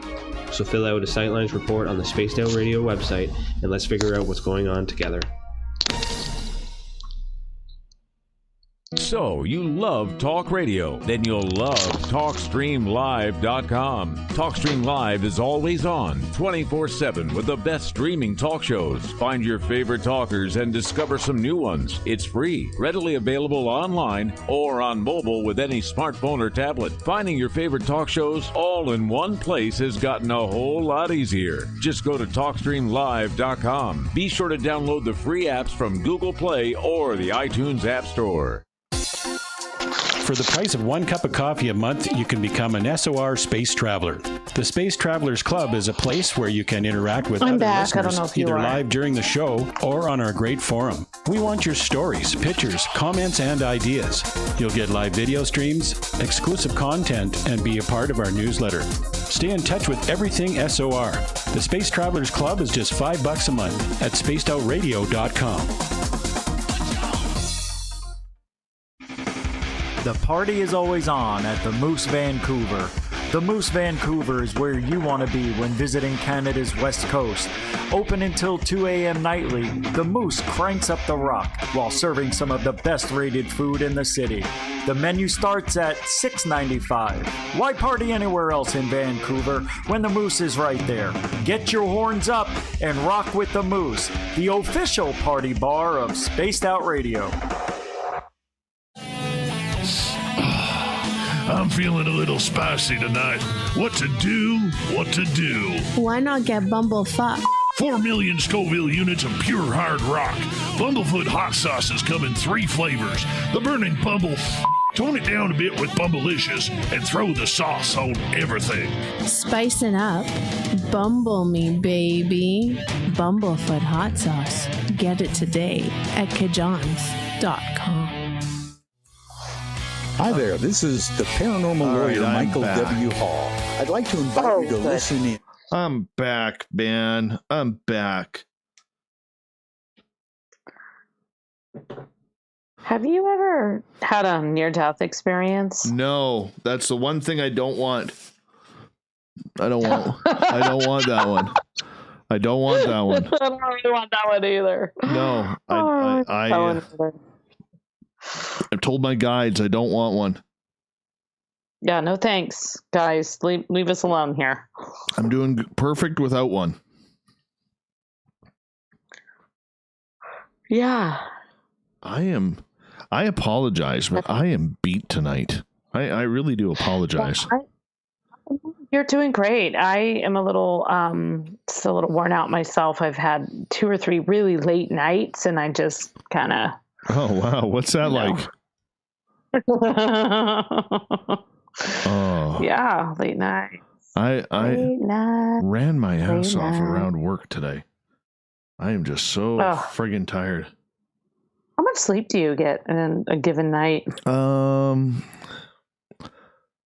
hours? I'll go to bed. I'll fall asleep probably around 1:30 my time. And my alarm is set for 7:45. That's actually kind of similar. That's sort of my cycle's a little bit like that too. Like the other night when I was on the Kingdom of Nye, that actually goes really late. I was on till 3:30 my time. I don't know why she does that. I don't know why. It runs really late, and then it's a long show. It goes by, like, it doesn't feel like you're on there forever. I mean, there's callers, and she's a wonderful host. So it was not like didn't feel like a burden, but at the end of it, I was super energized, and it was 3:30 in the morning. I was like, this is not going to go well. And I actually got up my same normal time. I got up in, between 7:30 and 8, did my normal things. And then at like 4 in the afternoon, I was like, and I'm going to bed. I'm dead now. Of course I couldn't, because, you got a kid. You can't just like go to bed at 4 in the afternoon unless you can con them into, watching a movie or something. Oh, you can just sleep. Yeah, you got to do the con job. You have to do the con job. Yeah. I have been trying to con my son into watching Princess Bride with me for like 3 days now, and I think I'm just going to put it on. I'm going to bribe him with some candy because I know he'll love it. He just doesn't really like movies. He just doesn't like movies. He's never liked movies since he was a kid. Good. Yeah. I mean, it's fine. Great. My little guy, I can get him in front of a Transformers movie, and he is set. Yeah. All right, 1 second here. We only got about 15 seconds. Fap, thank you so much for the super chat again, man. You are way, way too generous to me. You just make me shake my head, man. You make me shake my head, and I mean it out of love, man. Thank you so much. Here we go with hour number 3 of Spaced Out Radio. Music's on. If you'd like to connect with us, head to spacedoutradio.com for all your latest show info. Now, back to Dave Scott and SOR. We are underway in the third and final hour of Spaced Out Radio tonight. I am your host, Dave Scott. Thank you so much for choosing to spend your evening with us. We welcome back everyone listening in on our terrestrial affiliates across North America and on the digital side on Revolution Radio and TalkStream Live. Remember, all of our archives are free at youtube.com/Spaced Out Radio. Just do me the favor, hit that subscribe button. Don't forget to follow us on Twitter at Spaced Out Radio for the show and at Dave Scott SOR, my personal handle. The Desert Clam has set the password for tonight in the SOR Space Travelers Club. Legotic. Legotic is your password. Use it wisely, Space Travelers, as the Clam sets the password each and every night right here on Spaced Out Radio. Our website is spacedoutradio.com. We got a plethora of features for you. I should say we have a plethora of features for you because that's proper English right there. Yeah. Rock out to Bumblefoot. Read up on Captain Shirk's SOR Newswire. And so much more. For the final time tonight, we introduce our guest, and I love it when she comes on. Varla Ventura is here talking all things weird, strange, spooky, and even some cryptid talk as well. Her website, varlaventura.net. You can find all her books online and in every major bookstore if they're still open, which is too bad because I love bookstores. I really, really do. Varla, welcome back. Why, thank you. Not a problem. Right before the break, we were talking about curses and witchcraft and the dangers. Now, I gotta ask you this. Is it really true that if you are able to reverse a curse, that it goes back on the person who did the curse tenfold? I don't know. No one's ever been able to reverse one of my curses. I don't know. I mean, yeah, I've heard that. I've not seen that actually take place. Again, the people that I know that curse responsibly, but we curse. I feel like that could be a T-shirt line: curse responsibly, with like a picture of a cauldron instead of a beer can. Yeah, it's hard to. How do you judge that?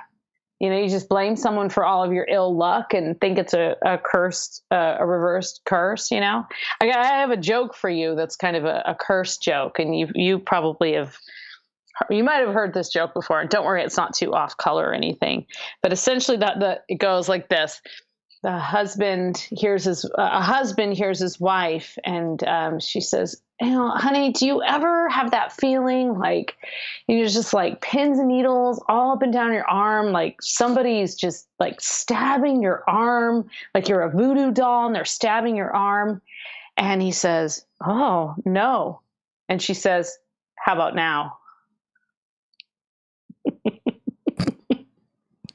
Well, that's terrible.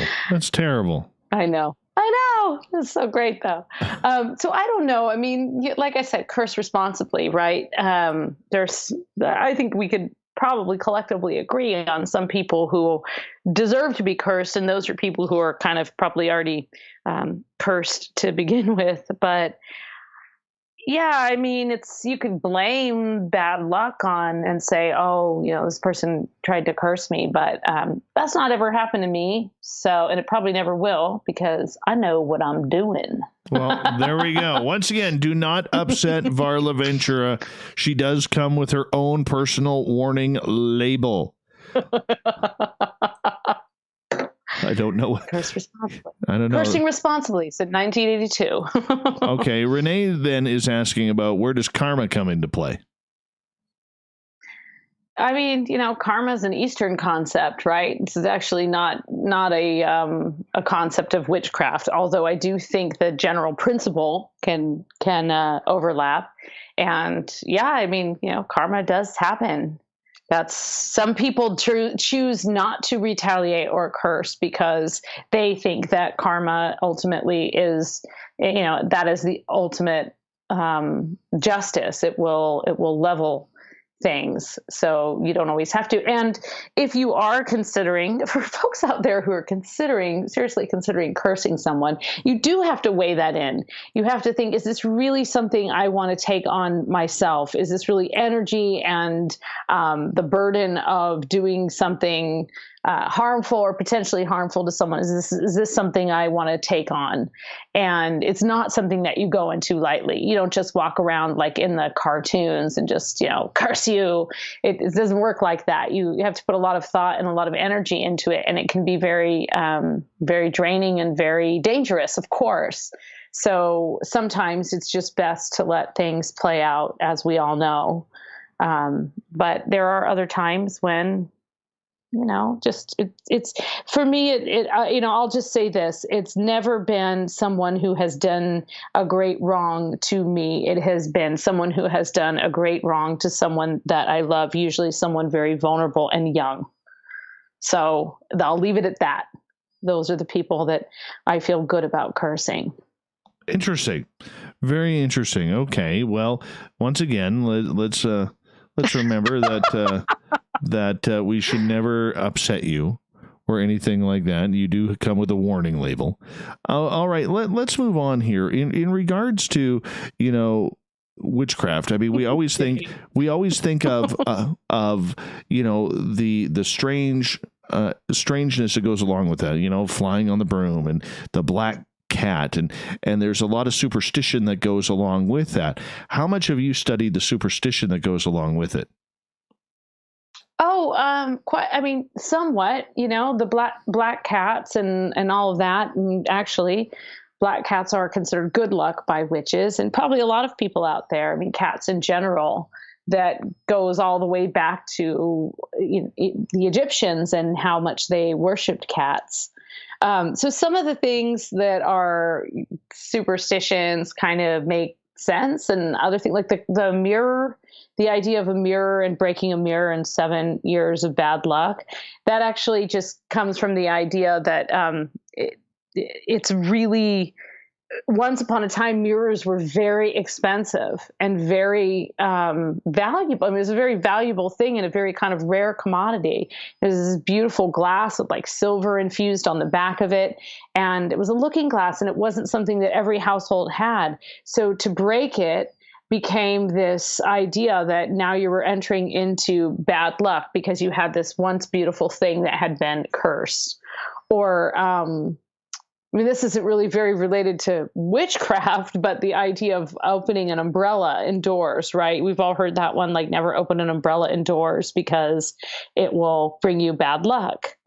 Well, the reason that's actually very practical. The reason you don't open an umbrella, when umbrellas became a thing in the late, in the 1800s, especially during the Victorian era, they actually had this spring when they finally got the thing where there was like a spring mechanism. So it wasn't just a kind of paper parasol.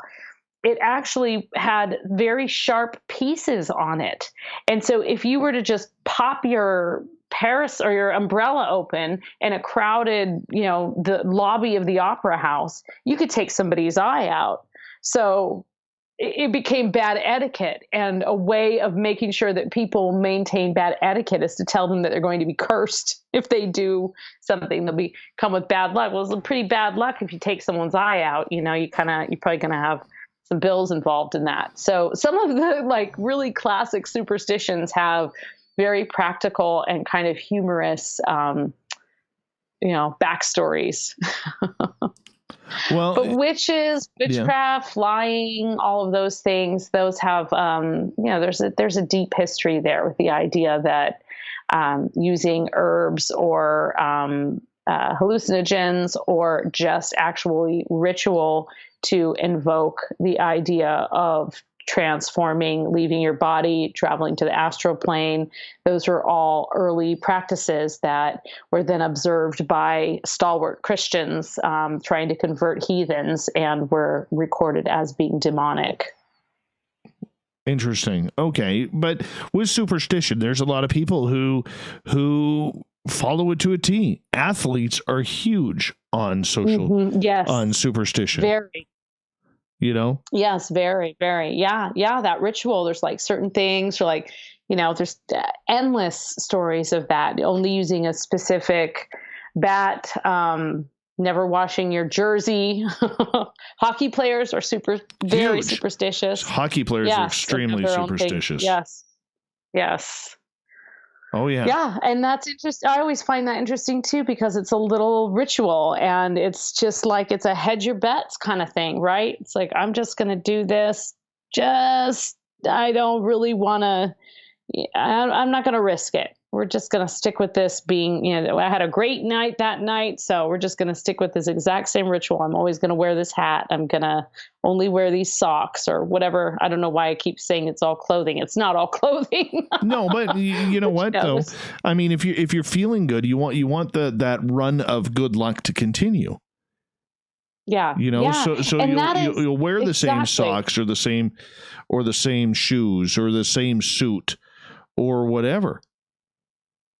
And that's a big principle of kind of like magic and witchcraft, and your village healer, who someone might come to you for a love potion. I mean, so much of that is the belief that it's going to change things. It changes your way of thinking.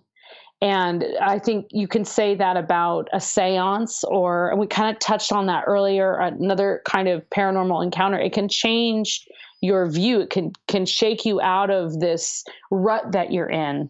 And for many of us, we need something tangible. So if it's a little poppet or a little sachet that we can, tie and put under our pillow at night, or whatever little ritualistic thing we can do, it gives us something to hold on to. And that actually changes our brain, right? Completely changes the way we're thinking about things. And so then you can actually make changes in your life and you can open yourself up. So if you believe that this little thing is going to bring you love, then you may actually just be changing your brain and allowing yourself to believe that you can bring love into your life. So the principles of magic are not unlike some of the principles of psychology. Okay. So is it just routine or is it actual real? Well, now a real kind of like concoction would be, ideally everything is harvested with great purpose and included in a spell or some kind of potion or something like that, or whatever you're being given. Let's say it's a box and it has 5 different things in it. Each one of those things isn't just grabbed off of a shelf and dusted off and thrown in. It's the thought that's going into it. Certain herbs that are planted and only harvested at certain hours of the day or under the light of a type of moon. For example, a waxing moon or a waning moon. A waning moon is a great time to get rid of things. A waxing moon, which is leading up to the full moon, that's when you want to think about things that are going to become more, that you want more of in your life, that you want to manifest. And the things you want to get rid of, you get rid of those as the moon is waning. So there are all of these, there's quite a lot of things that you have to know and remember when you're you're not just like, oh, this smells good, I'm going to throw this in here. You really do put a lot of thought and energy into it. And when I have made things for people in that way, it's usually not for a specific thing. It's not like, oh, here you're going to find the love of your life. This is going to keep you safe and remind you of your creativity or your beauty or whatever it is. And you can I like to make little spell bottles. I used to do that a lot for friends, especially. And they call them witch bottles. And you'll find those in, archaeological digs in Italy and Europe. You'll find these excavations and they'll find a little witch bottle in there and it'll have all manner of items in there. And each thing is chosen specifically for a specific reason. So it's also that act of that intention as well to kind of put it all together. So it's not, you can go on Etsy and order like a spell offline if you want to. Certainly they exist, but when you're putting something together yourself, you're really thinking about each of those stages. So it's got a little bit like a science experiment or some kind of recipe that you're putting together. Make sure you have enough baking soda or whatever. And don't forget the Eye of Newt. Once again, don't forget the Eye of Newt. Varla Ventura is our guest tonight. We got her for another 6.5 minutes here on the show. Another show that is just flying on by tonight. Varla, I got to ask you, when you are doing your own rituals or anything like that, do you ever seem to attract animals around? Whether it's deer, rabbits, definitely. Mice, bees, hummingbirds. What happens and why? Yeah. So if I'm inside, it's always my cat. And that's no surprise to anyone that I have a black cat that is frequently interested in what I'm doing, especially late at night if I'm writing to candlelight or if I'm creating something. If I'm doing it outside, where I live now and where also similar to where I grew up, we had a lot of deer and fox and bunnies. There's an abundance of bunnies. So I do think when you are doing something very kind of harmonious, you can certainly, things come and kind of check it out. Birds are like, hey, what's going on? Or if you're doing something that might have like an interesting smell and it might attract the animals or things like that. I mean, deer probably less so, but it just depends. I mean, I have done a few things way out in the woods and, I'm sure there are many, many eyes on me at that point, kind of waiting to see what that weird lady's going to do in the middle of that circle of trees. Well, I'm just wondering, imagine, find your shape by the moonlight. I don't know. I have a lot of bunny. I'm very rabbity. There's a lot of rabbits. I think that maybe that's why I wrote the Pooka book, the fairies, Pookas, and Changelings, because a Pooka is basically a trickster fairy that can appear in most commonly as a horse or a rabbit. And they often kind of just lead you on a sort of a wild goose chase, really, like a wild ride through the night, or take you down a path that you're chasing them. You just even think of Alice in Wonderland, and she's kind of following this rabbit, and he's a bit of a Pooka himself because he's talking and he's telling her these things, and she keeps chasing him. So you can kind of, I tend to have a lot of rabbits around me, and I also live now in the prairies. But even as a kid, there were always rabbits and bunnies around. So I get a lot of little rabbity, little nibbling evil rabbits. Bad rabbits, bad. Yes, they're so cute though. I know. I like rabbits. I really do. But they just destroy your garden, right? They just destroy your garden. I'm not a fan. We had one as a pet. I wasn't a fan of that. Wouldn't do that again. Yes. But we had pet bunnies also when I was a kid, and they will just chew right through anything of value, including books. Oh yeah. Cords. Oh yeah. Lamps. You name it, they're chewing it. Homework. That's how they roll. The rabbit ate my homework. I know. It's happened here too. Why though? Is it the energy? Let me put it this way. Is it the energy that attracts the animals that you were putting out when you are casting spells? I don't know. I mean, probably. I mean, I'm certainly not. Now you say that, and I'm thinking about the most recent curse, the more recent curse, I should say, and there were no animals around, but it was also at night. So by the light of a fire. So what animals there were, I wasn't necessarily hanging out with them. I'm sure there were bats and things swittering about. But I just think that kind of comes into play. Like if it's possible to bring in all those elements of nature, you have to take into account, like you have to be respectful of what animals and creatures are out there in general. So you do have to kind of think about that, like I don't do things that, I don't throw glitter into the forest, for example. Why? Non-biodegradable glitter. I don't, because it's gross. It's little bits of plastic that you're just like ruining, a nice mossy glen is now sparkling with glitter. There's certain things I don't use for that reason. If I'm out and about, I'm just I don't like glitter. Glitter bombs to Varla Ventura at 123 4th Avenue. If she curses you, glitter bomber. Yeah, that's my idea of a curse. I don't blame you. Bomb. Yeah. Reverend Keith is asking, how do you break curses?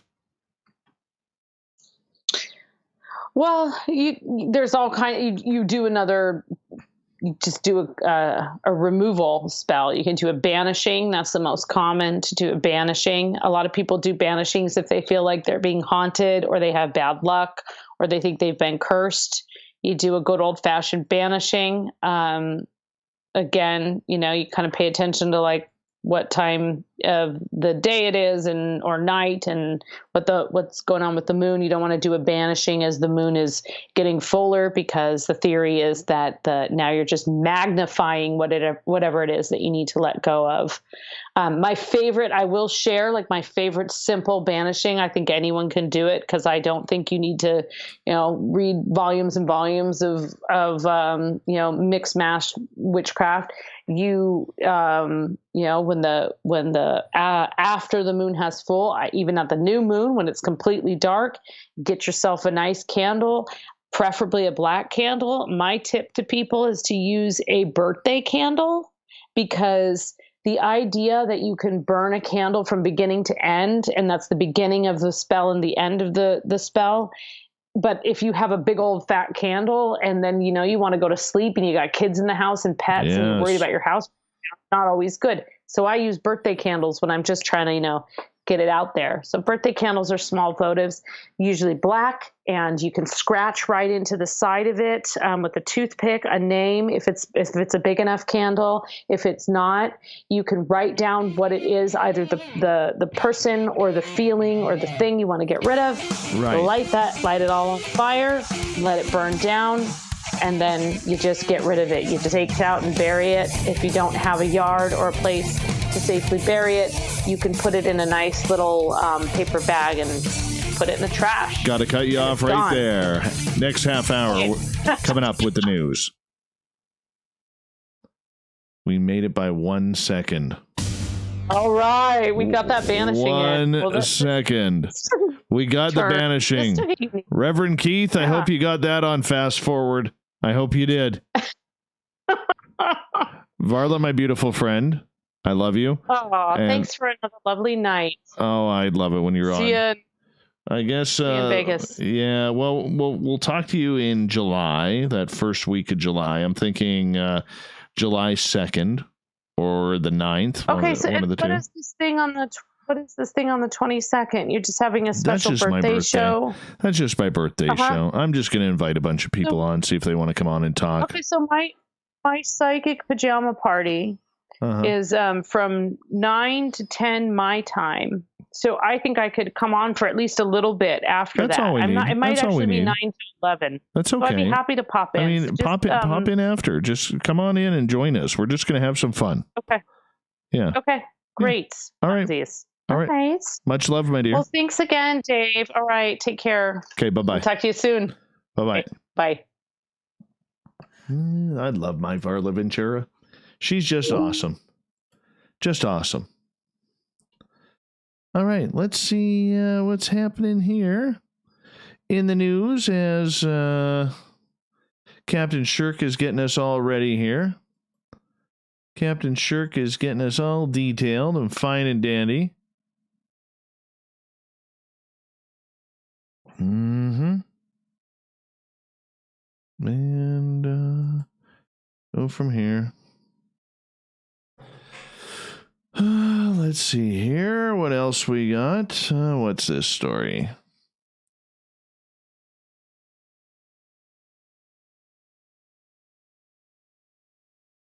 Maybe a little too political.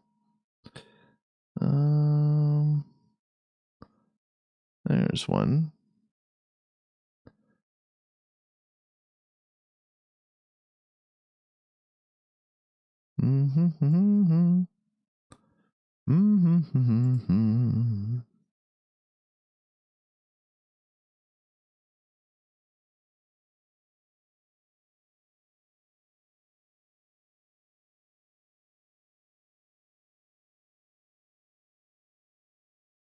Hey, Fapster, thank you again, man. What are you doing?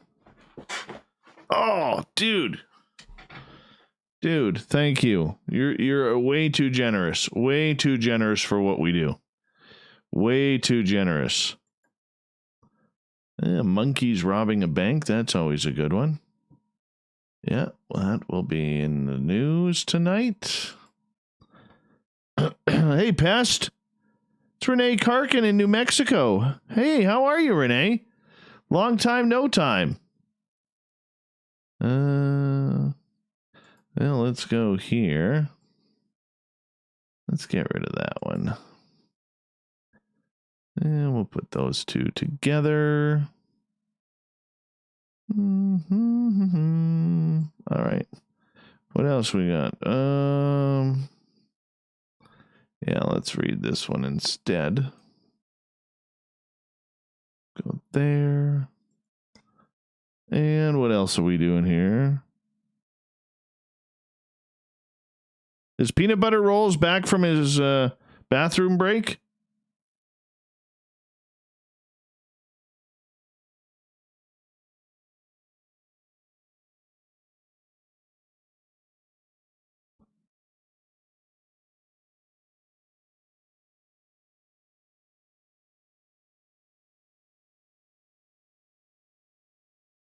Mm-hmm. 2, 4, 6, 7. We need one more story here. Hold on. We need one more story. Oh, that's a good one right there. And we'll stick that one with music up there. Put that there. Excuse me. Mm-hmm.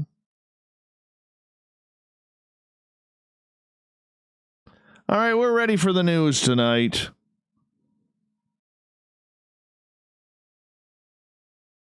We're ready for the news. Old Davey's tired tonight. Old Davey is tired. I'm not going to lie. Not going to lie. Old Davey is tired.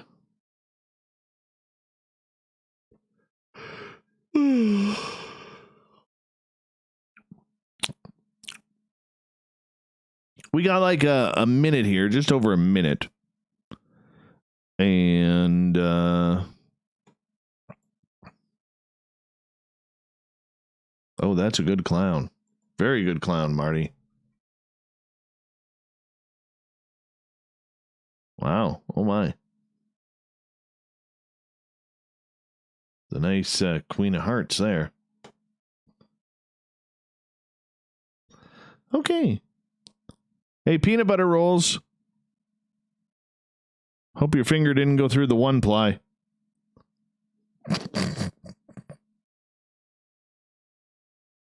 I don't know why I found that funny. I find that funny.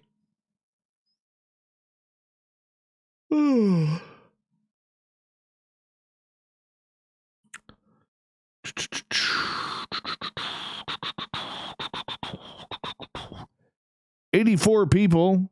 That's kind of cool. How about someone new jump into the chat room and say hello if you're watching? Not that I don't like the people who are in there right now, but just once. Just one person. Available now. Be that person. Just that one person of the 84 that are not, or the bunch that are not in the chat room right now. Be that one person to just jump in there and say, "Hi, Dave." Just do it right now.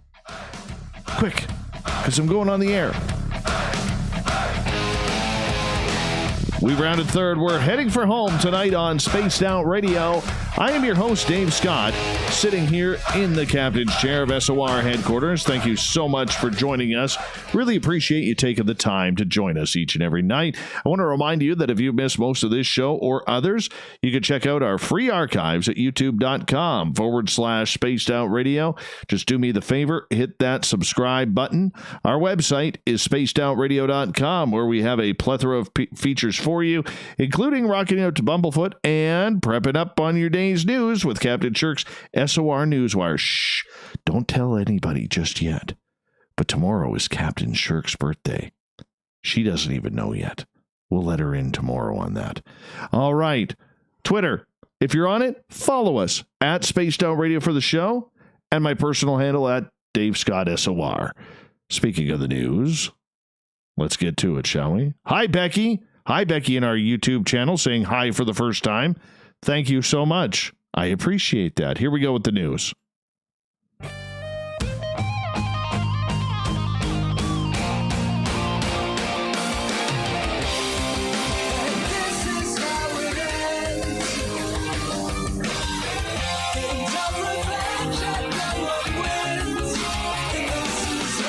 The news is always changing, which is why we bring you the SOR Newswire at the back end of every show, where we get to the weird, the wacky, the strange, and sometimes the stories that are just going to make me mad. Okay, this one makes me mad. Yeah. Okay, remember that 5-year-old that we reported on a couple of days ago who ripped off mom and dad's car in Utah, wanted to drive to California, pocket full of cash, had a whole $3, wanted to go buy a Lamborghini because his mom wouldn't buy him one. Well, the 5-year-old, of course, got a ride in the Lamborghini. Yeah. No punishment for this kid. Sure, he's a little bit grounded and the parents are going to make him do some extra chores. Like, come on. How many chores can a 5-year-old do? It's not like he's, look, I see what my 6-year-old does and doesn't do. Okay, and I think I'm a pretty good parent. I'm a disciplined parent. All right. But they don't do much. Okay. For being as young as they are, they're like an old dog that lays on the couch and watches the soap operas. So anyways, Adrian Zamaripa, who was pulled over going 32 miles an hour on a highway in Ogden, Utah, Monday. Cops thought the driver was drunk until they pulled him over and saw the 5-year-old who couldn't produce a driver's license. Well, he said he was driving to California because he wanted a Lamborghini. Well, Jeremy Nevis, a Lamborghini owner from Orem, was so impressed. Okay, this is where it becomes idiotic. He was so impressed by Zamaripa's effort that he brought his $250,000 Huracan to give him a ride. I don't want to condone kids taking cars and getting into trouble and breaking the law, but the success principles that he displayed were magnificent to me, Neve said. Are you kidding me? He's 5 years old, didn't like discipline, and stole his parents' car, and you rewarded him for it. You may be rich, but you're a dingbat. Zamaripa technically broke a few more laws by riding on his sister's lap without a seatbelt. See? Here we go. Sitting in the passenger seat of the 2-seat coupe, but police apparently let it slide again. Of course they did. Of course they did. And while he's been given some extra chores around the house, like finishing off the candy, drinking all the soda pop, things might get even a little bit more exciting for him. An unnamed company in California has invited to fly him out to actually drive a Lamborghini under supervision. You got to be kidding me. Look, I know I come from a different generation, all right? And a lot of people may not agree with me, but you don't reward this kind of behavior. This is called entitlement. This is where people get into trouble. If I did that, okay, granted, I was born in the 70s, grew up in the late 70s, early 80s, I would have got my ass tanned. And this kid gets to ride in a Lamborghini. I'm 46. I've never ridden in a Lamborghini. All right? This is terrible. Terrible. This shouldn't even be a media story that he is being rewarded for this. This is where the media and parents have it all backwards. All backwards. Agree with me or not. Okay, this is not a cute story. This is not a fun story. This is a dangerous story because this sets precedents. Stuff like this sets precedents for children. And that kid's going to think he can grow up entitled, thinking everything that he wants he can get. And if he doesn't get it, well, I'll just steal mom and dad's car. You may be saying that, oh, Dave, you're taking this too seriously. I'm not. And I still want to ride in a Lamborghini. So if any of our listeners have a Lamborghini, I'd like to ride in one, if you don't mind. And I do have a driver's license, but I'm not asking to drive the car. All right, Brian May, lead guitarist of Queen and an astrophysicist, he landed in hospital last week, but thank goodness it wasn't because of anything corona-related. Nope. Shared an Instagram photo from a hospital wearing a face mask revealing that he tore his butt muscles to shreds while gardening. What kind of gardening do you tear your butt muscles? Were you picking weeds with your cheeks? Just curious. The virus didn't get me yet, thank God, May, the 72-year-old, wrote in the caption, I managed to rip my gluteus maximus to shreds in a moment of overenthusiastic gardening. So I suddenly find myself in a hospital getting scanned to find out exactly how much I've actually damaged myself. Turns out I did a thorough job. This is a couple of days ago, and I won't be able to walk for a while or sleep without a lot of assistance because the pain is relentless. May said that he needs to go to a dark for a while, getting some complete rest at home due to his injury. Please, please don't send me sympathy. I just need some healing silence for a while. He says, I'll be back. But I need the complete break. Just let him go. Let him go, Figaro. Magnifico. Along with the selfie, May also shared a video of him being rolled through the hospital, checking out what was going on. What a career. Guy's an astrophysicist, as well as one of the best guitarists in the world for one of the greatest bands in the world. I can't stand Adam Lambert. Stop making Queen songs your songs. Sing them properly, Adam Lambert. But Brian May, fantastic hair, too, at 72 years old. It's not even a wig. Looks fantastic. All right. Little Tommy D taking credit where credit isn't due again. Last week, we all know the Defense Department released 3 declassified videos of unexplained area phenomena. And of course, Mr. Tom DeLonge is taking full credit for it, even though he didn't own the videos. Neither did the To the Stars Academy. While the Pentagon did not offer any more hints on what we are looking at, DeLonge saw the official government acknowledgement as a culmination of a long journey, he told Rolling Stone magazine, one that began when he walked away from his band in 2015 to spend more time developing the TTSA, a transmedia experience for music, books, films, and UFO research. Well, minus the UFO research, because he said they're not a UFO group anymore. DeLonge works alongside former intelligence officials. He goes, it's wild, man. I can't believe we pulled this off. It's a big deal, and so much more is coming. I think people need to buckle up. To what?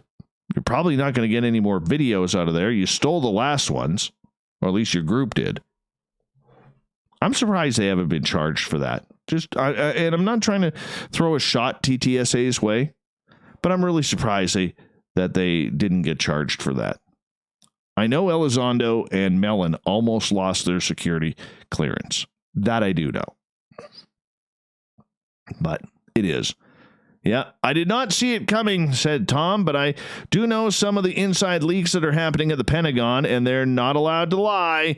And basically, what? They're not allowed to lie. Anybody would trust that statement from a CIA agent? Just curious. And basically, we caught them dealing with something, and now they're forced to recognize it and acknowledge it. They do work for us. They're like, all right, it's time to start talking about it because Tom and his rascals are putting out our feet to the fire, you know? I think it's something we should all be focusing on right now because it's a big, big thing that's going to change the world as we know it, and I feel fine. Yeah. Thanks, Tom. Thank you. Actually, you know what? TTSA, I'm being sarcastic. They have done some good work, okay? But they've done a lot of shady things, too. They really have. You know, you can't have it both ways, Tom. You can't have it both ways.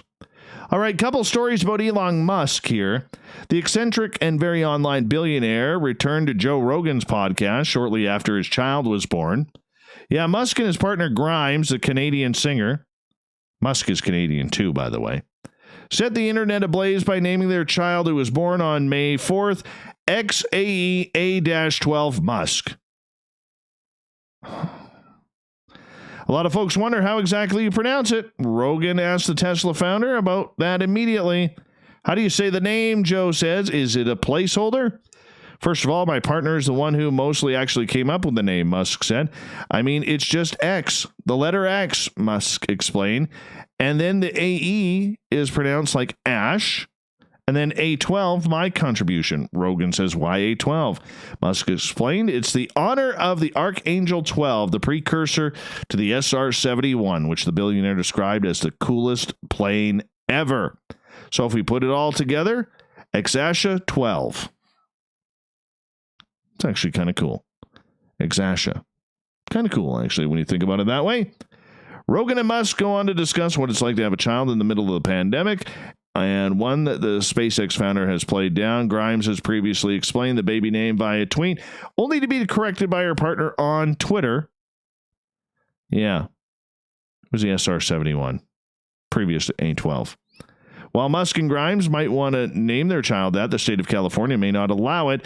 They have an opportunity to appeal the rejection on the birth certificate application, but it's unlikely that it will be granted because, again, California has been struggling with using symbols. David Glass, a family law attorney, has stated.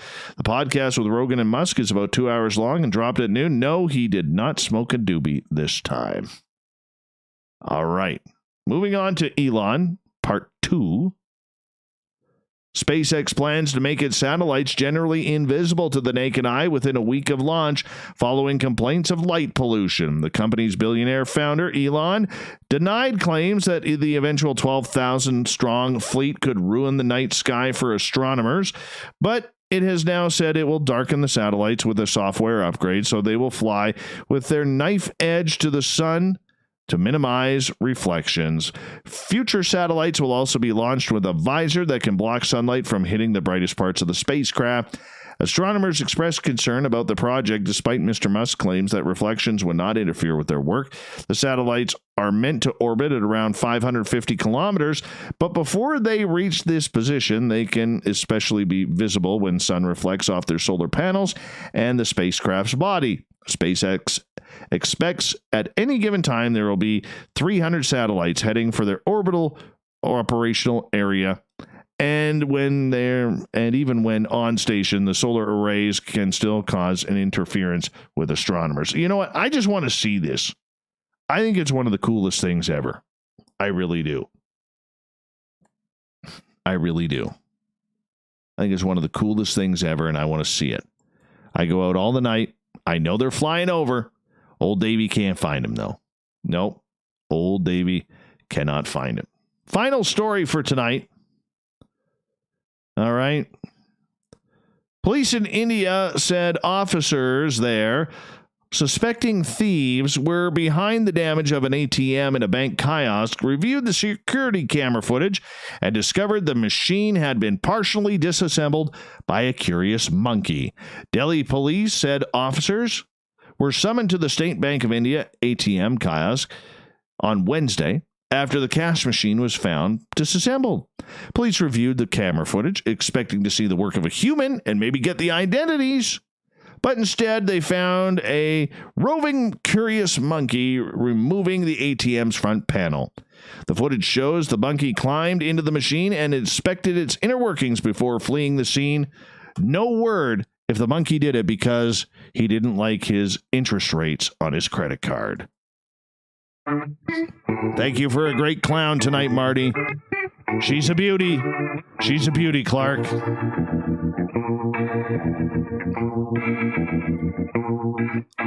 Thought of the Dave happens every night at this time where we ask a question on our Facebook and Twitter pages, then read your responses on the air because we love the audience participation around here.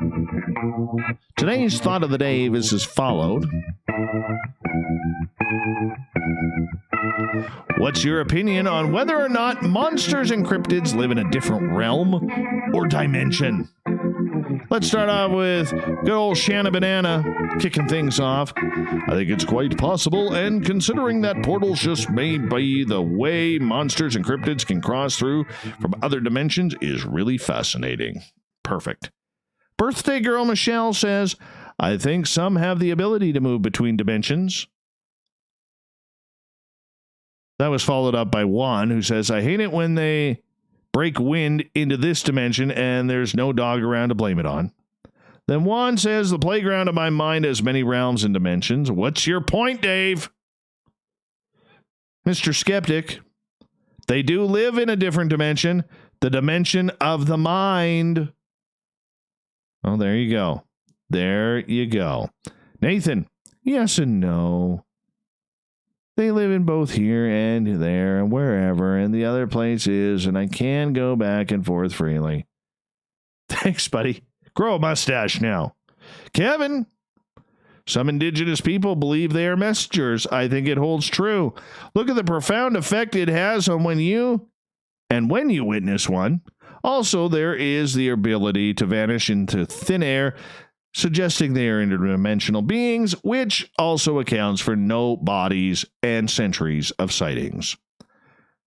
Audra, the beautiful, lovely, and talented Audra. I don't have a simple opinion. or a solid opinion, pardon me, but I'm always interested in what others think. I'm always looking for more pieces to the puzzle because we won't see the whole picture until we find all the pieces and get them in place. Graham. I coined the phrase interdimensional ethereal plane of reality that stretches, flexes according to consciousness or to denizens of their warp ether, deep and may be intergalactic in origin. Ronnie, I believe that they are definitely multidimensional and that there is a connection between them. That is kind of cool. Marcus, yes, on the microscopic realm. How microscopic must we be? I don't know. Let's get to some more. Christoph. Captain Shirk's like, my God, you remembered. Yes, I remembered your birthday tomorrow. You're not supposed to know yet, Captain. Stop cheating by listening. Christoph. Yes, they do. And they also live in this one. They have free will. Timmy. They are in both realms, then suddenly disappear with bright flashes, sometimes make me lean this way, the way of some possible portals. The mystique of the Sasquatches goes back thousands of years in First Nations lore. Renee in New Zealand, it is possible, but who really knows? No proof has been found or proven either way. True. Sylvia, I love your show with Dogman being an alien that came down to capture bad people, but don't know if I wonder if they came down to capture Bigfoot. Marty, cryptids probably live most of their lives in another dimension and use our dimension as a second home. Lovely clown again, Marty. Bill, John Keel talked about paranormal phenomena, cryptids, etc. as being interdimensional, and he used the term ultra-terrestrial. I find that concept to be intriguing, and it makes a lot of sense to me. Daryl gets the final word. They could go from one to the other. That is why you can't catch them. Makes sense to me. Thank you to everybody participating in the Thought of the Dave. And Zoinks wants me to give a shout out to his padre, Dave. Hey, we love to Dave around here, so why not? Why not? The more Daves, the merrier. That's why it's the Thought of the Dave on Twitter and Facebook every single day. We will do it again tomorrow, so you can hop on. Maybe we'll read yours on the air. Do it. Just do it. Thank you to Captain Shirk for putting the news together. And, of course, Varla Ventura for coming on in and talking all things weird, strange with our cryptid world. Yeah, thank you so much. What a good show tonight. Very, very good show. It was one that made me feel happiness and joy. Until that little kid got the ride in the Lamborghini. Yes, I'm jealous. I am totally jealous, man. I'd like to ride in a Lamborghini. We got Mr. Ron Bumblefoot Thal rocking in the background with Little Brother Is Watching. Bumblefoot is the official music of Spaced Out Radio, rocking us in and out of every single show. Get your horns up for the guitar god himself. Special thanks to everybody listening in and wherever you may be. Hey, in your cars, at work, maybe lying in bed at home. Thank you to everybody participating in our chat rooms on YouTube, Spreaker, LGAB, Revolution Radio, Facebook, and the SOR Space Travelers Club on our website. To all the snarkers and snarkettes on Twitter and hashtag Spaced Out Radio, you were absolutely beautiful tonight. Remember, this show is copyright by Spaced Out Radio and SOR Media Ventures Limited. Thank you so much for choosing to share your evening with us, because together, my friends, we're watching. We own the night. Mr. Bumblefoot, we need a favor. We need you to take us home.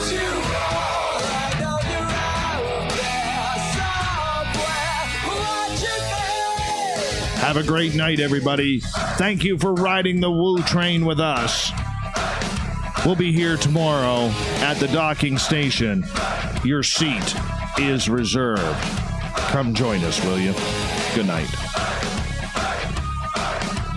That's a good show, everybody. Good show. Good job, fans. Good job.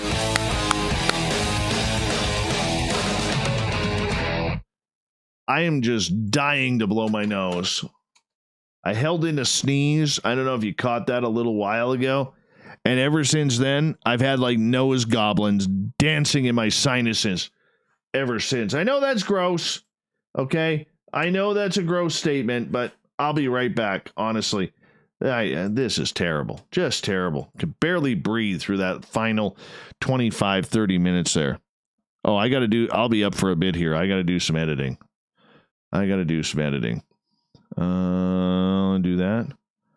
Do that. Thank you, everyone. Yeah, we need more clapping at the end there, everyone.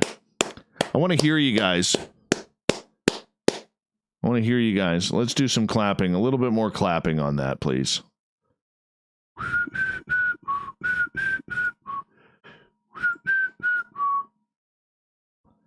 All right. Where do we go here? And view episode with Varla V. There we go. Okay, I'll be right back, guys. I just got to blow my nose.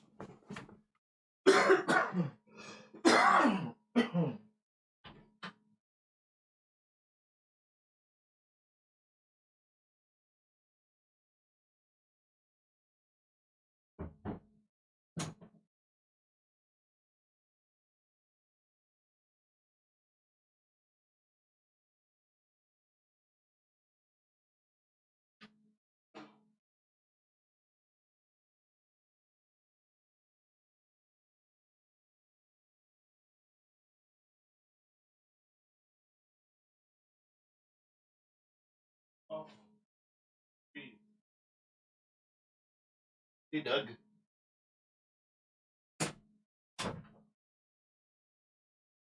There we go. Oh, that feels better. That's good clapping there, people. Hey, Shanna, how about kicking off the old thought of the day tonight?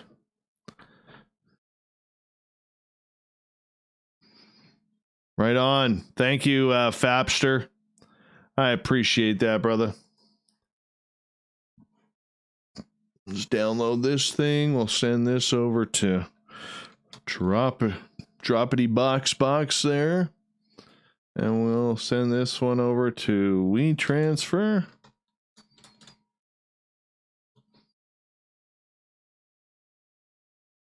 Renee's apparently going for a cigarette, everyone. Stand by. Renee is going for a cigarette. Oh, let's put that there. Put that there.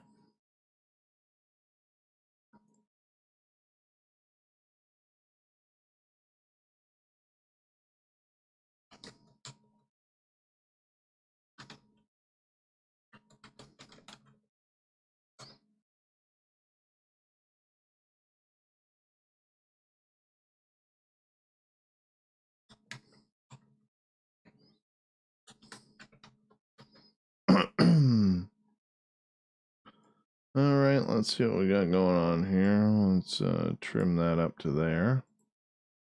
And we're gonna bump up this audio a little bit because it's a little low. Way down low. It's what we call amplifying. Oh, hey, Cat Chaser, you going to bed? Going to bed? I have like such poofy hair tonight. Such poofy hair. Oh, apparently there was somebody in my chat room who made a comment on one of the videos that we do that apparently me playing with my hair is creepy to her. Really? Loves the show, but apparently I creep her out by playing with my hair. You try wearing headphones all day or for 3 hours straight. Or close to it.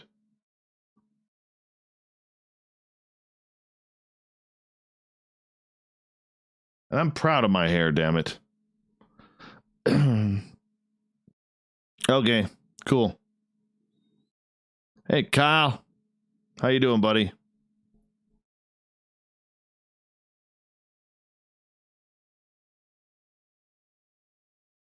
My dad still hasn't figured out I'm on here. I'm not quite sure what that means, but okay. Let's say file as 0507.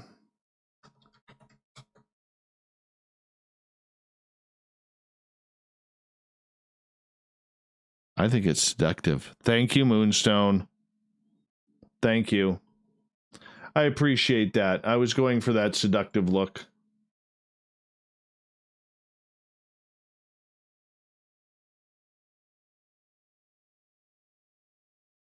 You had me at hello.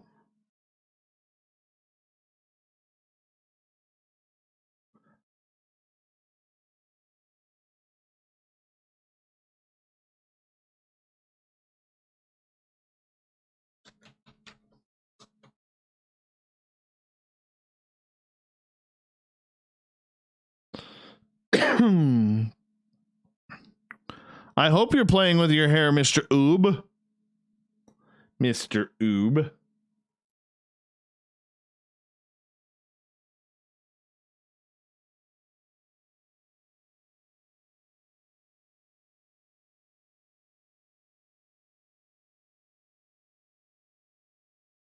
Yeah, but I may be 3 years younger than you there, Double G. Okay, but you look about 10 years younger than I do.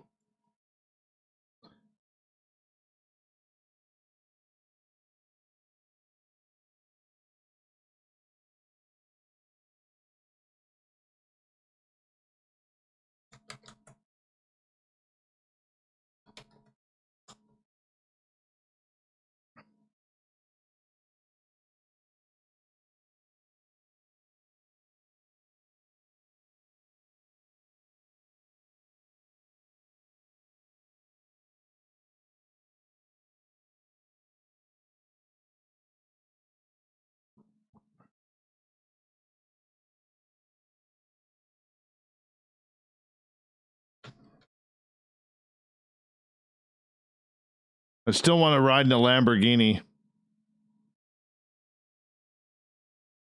I do. Dye the hair an unnatural color. No, I don't want to. I can't because of my daytime job now.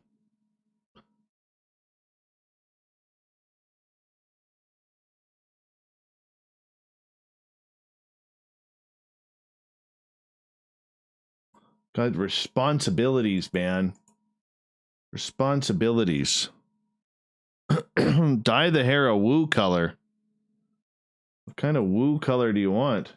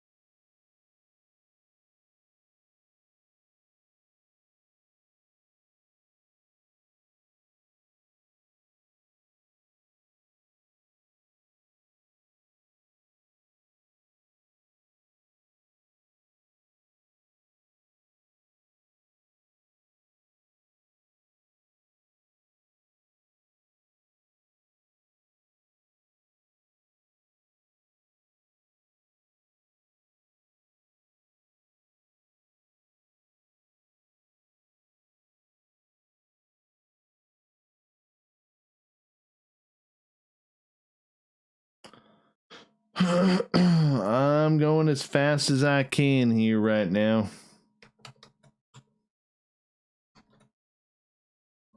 4. I really hate doing this. Dave, what is the most terrifying experience you've ever had? In my life? No word of a lie, my ex-mother-in-law. Fuck, was she evil. Played it perfectly, hiding behind her Bible, too. I can tell when that woman finally dies, if she even has a soul, she will come back and haunt me.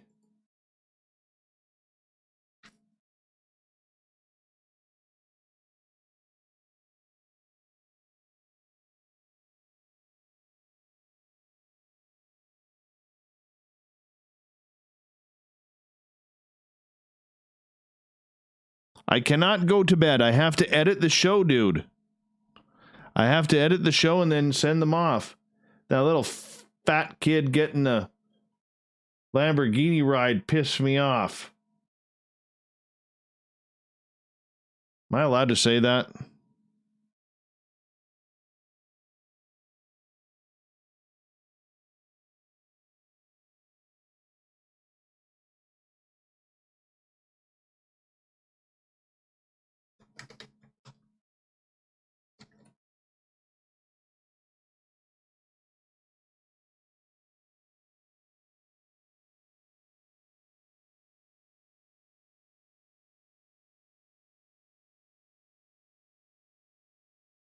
Number 5. So that's this one here.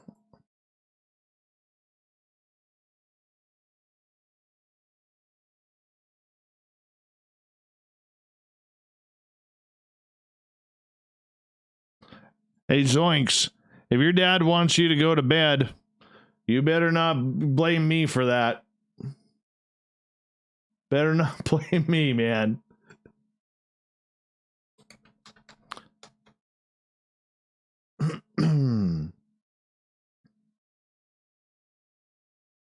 It's number 5 right there. Okay. One more.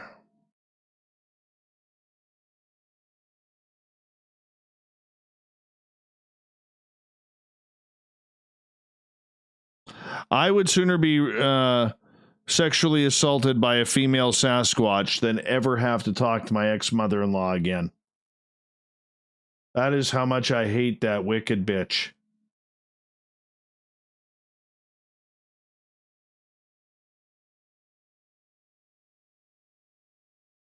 I don't hate a lot of people in my life. In fact, I try not to hate anybody. But that woman...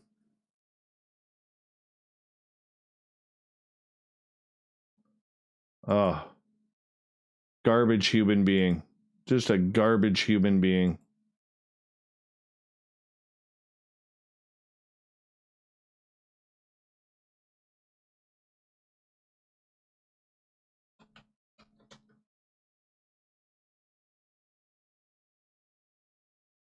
Did you know Lamborghini and Ferrari started off as tractor companies? I did know that.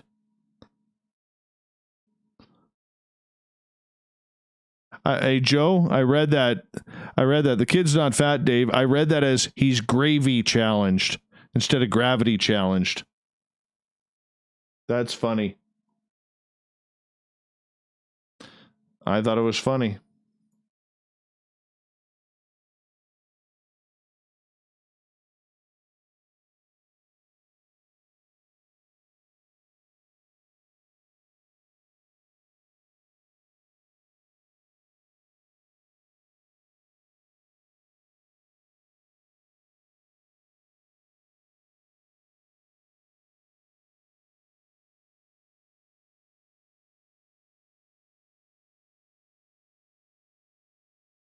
Damn it, I did it again. Get out of there, you jerk.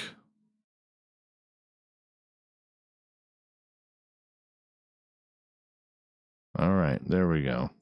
The editing is done.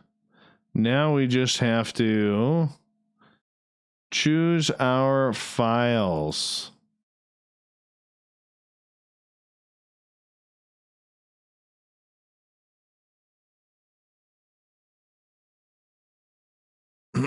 I haven't seen that Ford versus Ferrari, but I did hear that it was really, really good.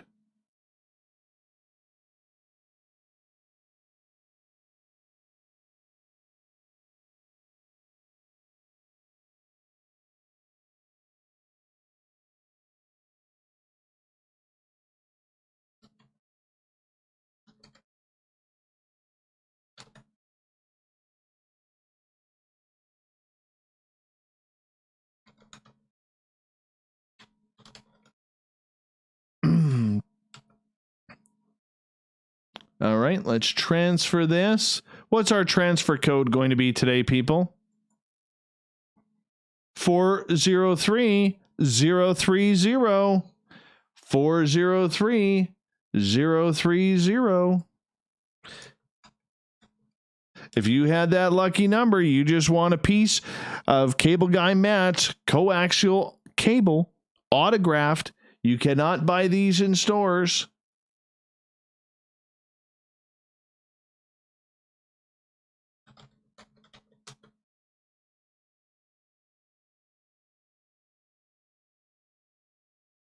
All right, let's put this back.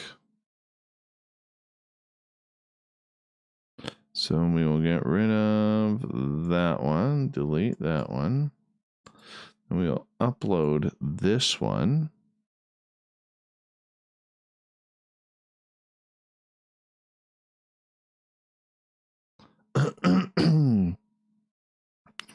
Now I get to relax.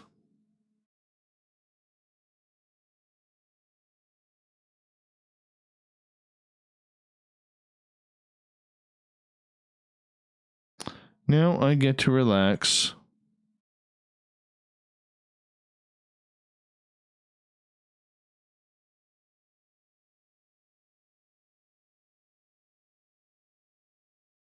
Fabster, I know what you mean.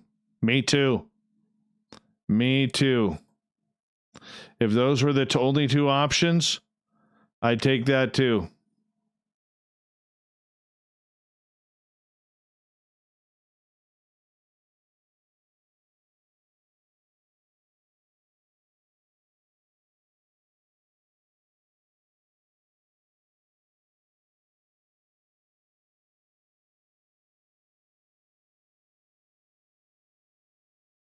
I can't wait either. I can't wait either, man. I'll be right back. I'm going to take a quick bathroom break, people. Give me a few minutes.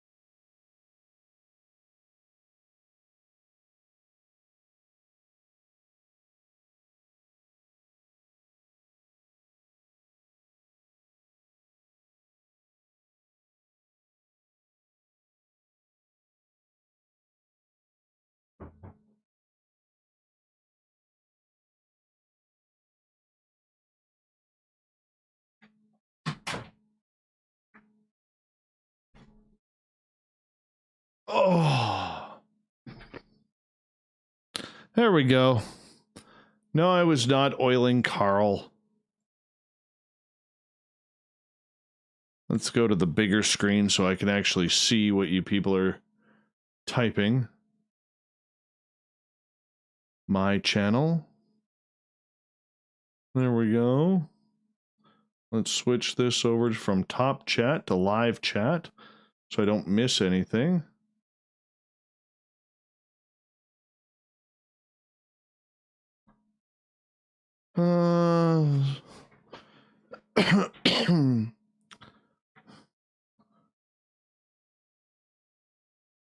What about pubes?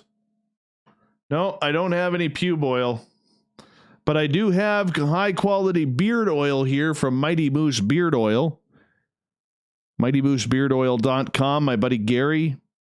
Remember, if you're in the United States, you're paying Canadian prices. Think about that. Like $20 Canadian is only like 14 American.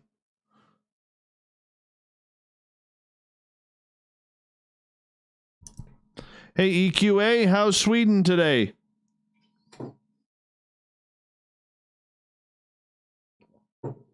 Thanks for joining us, buddy.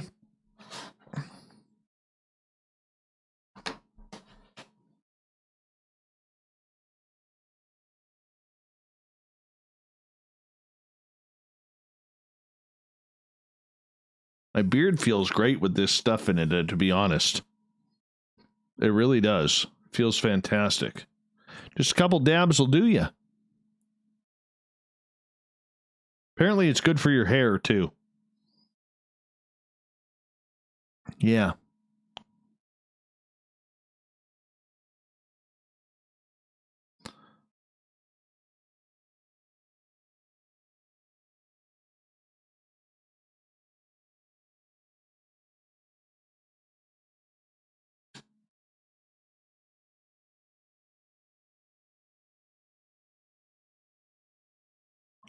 Should ask Gary that. Can you put this in your hair? Work the bork bork. Work the bork bork. Sunny with a chance of chemtrails. Oh, man. Yeah, the snow's all gone. I think I'm going to be mowing my lawn this weekend.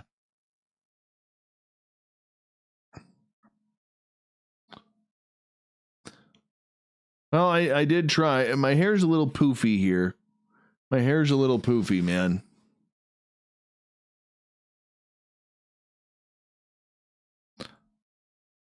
I'm actually glad the snow is gone. I got to get it, hopefully get into the mountains this weekend.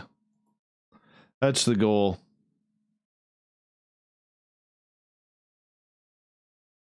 Get back into the mountains this weekend.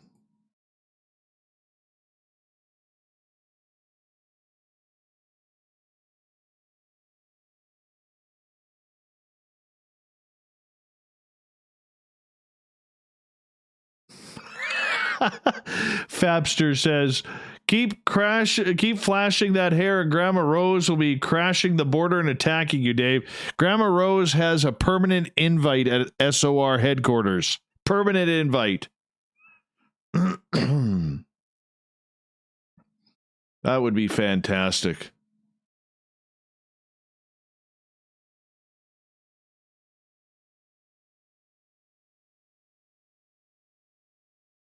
That would be fantastic.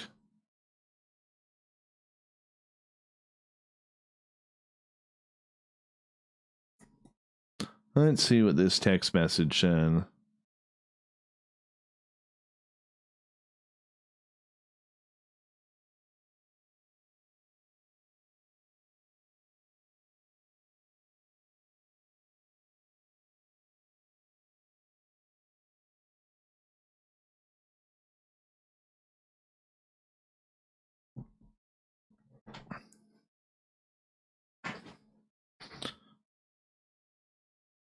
One second here. I just gotta type this.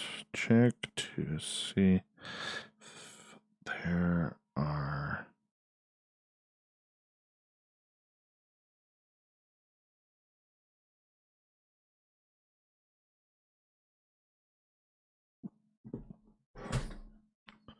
Let's see.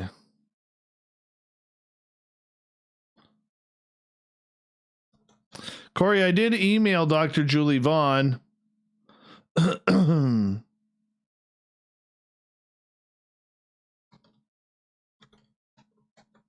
totally did.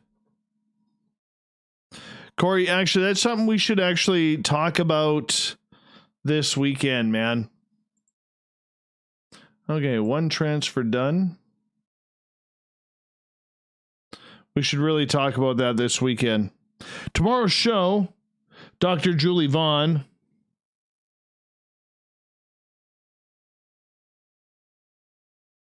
We're going to be talking child intuition. We're going to get into some child woo tomorrow night. Child woo.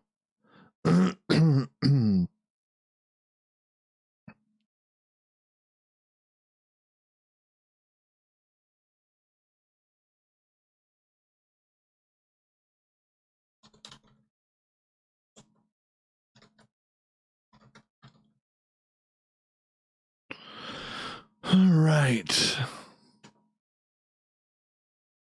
Anybody got any plans for the weekend? I don't.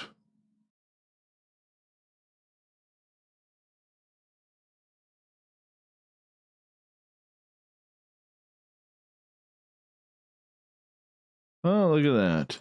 It's Captain Shirk's birthday. Let's send Captain Shirk a little birthday gift here.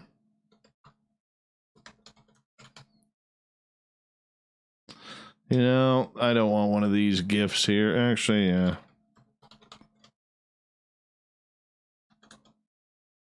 There we go.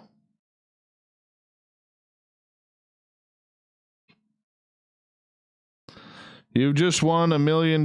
Just send us $10,000 to collect your winnings. Okay. All right. Yeah, we're going to get into like past lives and stuff tomorrow. Hi, Spookles. I also need to talk with you this weekend. Come up with a plan. Come up with a plan, Spookles. I just need to get some sleep. 2 files left. Well, 1 1/4. Actually, no, full 2. Happy birthday, Captain Shark.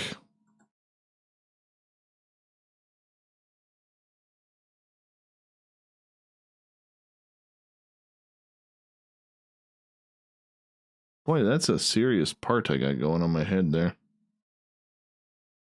Helping my buddy move his mother-in-law. Oh, no, that's terrible.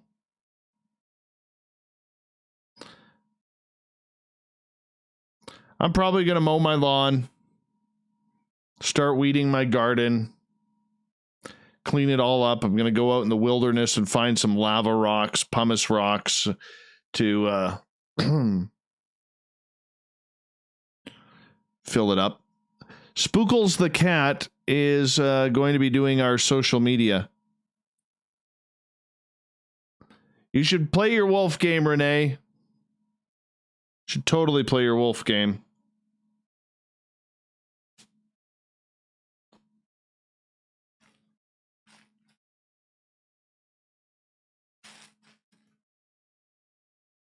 And many of you else should be signing up and playing the wolf game. So that way we could all like play together. There's one guy who plays a wolf game. He listens to the show. And so last night I crawl into bed.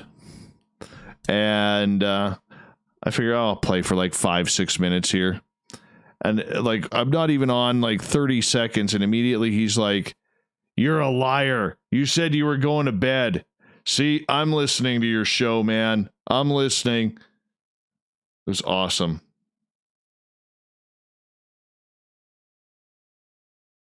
I will not shred my ass in the garden, Moonstone. I will not shred my ass. I can promise you that. I may get a haircut this weekend. No, not the length, but I'm going to do the sides and the back. I'm probably going to do that this weekend too. Because the sides are getting a little thick. to the point where I can't wear a hat.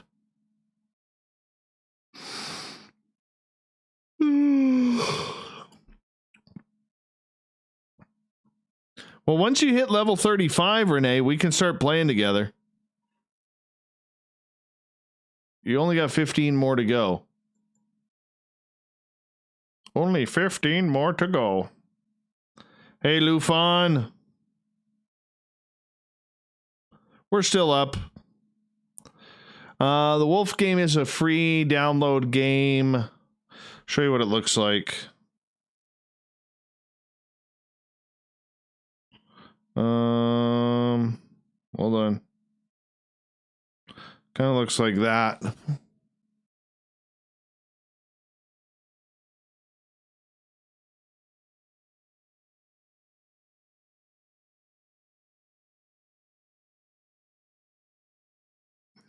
You can build up your wolf and you get like magic powers and you go kill animals. It's really hard at times and you get real frustrating and you want to swear. It's great.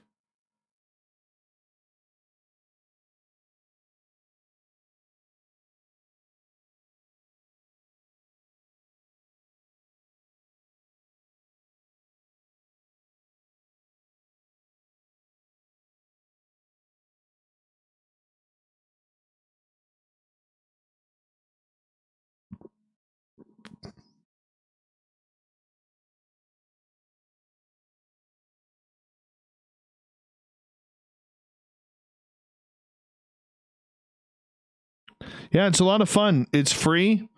It's child friendly. If you have kids, it's really cool. My boy and I play it. And I mean, you can spend money. You will die a lot. Yeah, you will die a lot, but you don't lose anything. It's just a lot of fun. You can team up and go kill animals, or you can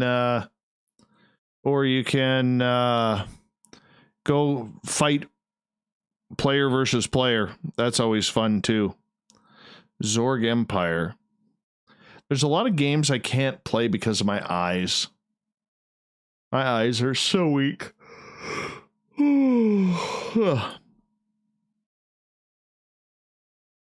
I wonder what Adnome's name is going to be on the Wolf game.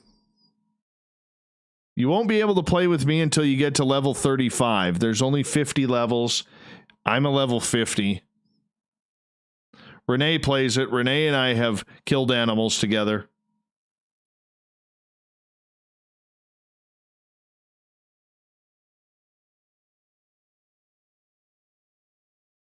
That's kind of cool, Adnome. Very cool. Closing down a bunch of windows here because I don't need them.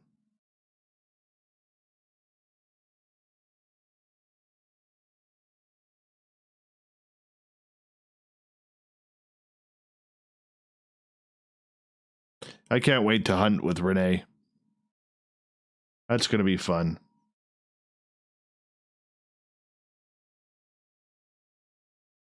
We'll build our own SOR pack of wolves.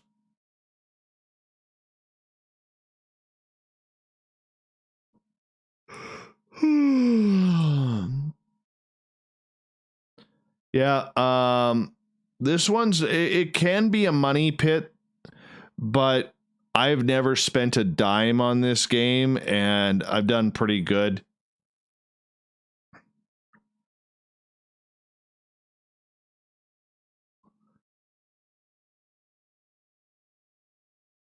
I don't know how to power level. I'm not a gamer. I just play the one game. One.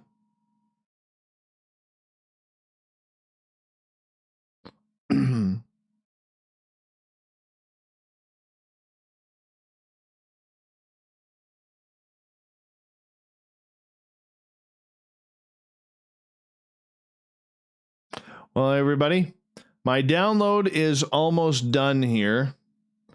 So, and I'm going to be honest with you, I am really, really, really tired today.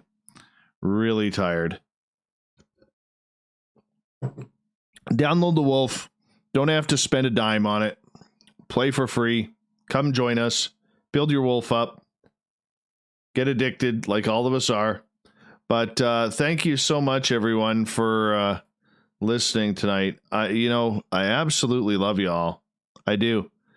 I know I say that every night, but I'm serious, man. Totally serious. Totally serious, dude. And think you guys are wonderful. And thank you to FAP and everybody and Goddess Michelle who donated the super chat tonight. But I'm literally feeling like a zombie. So I hope you don't mind, but I'm going to shut things down tonight. We'll do it all again tomorrow. I should be able to stay up a little later tomorrow because it is Friday and we do our Ask Me Anything night. So let's all do that. Let's all have some fun, and much love to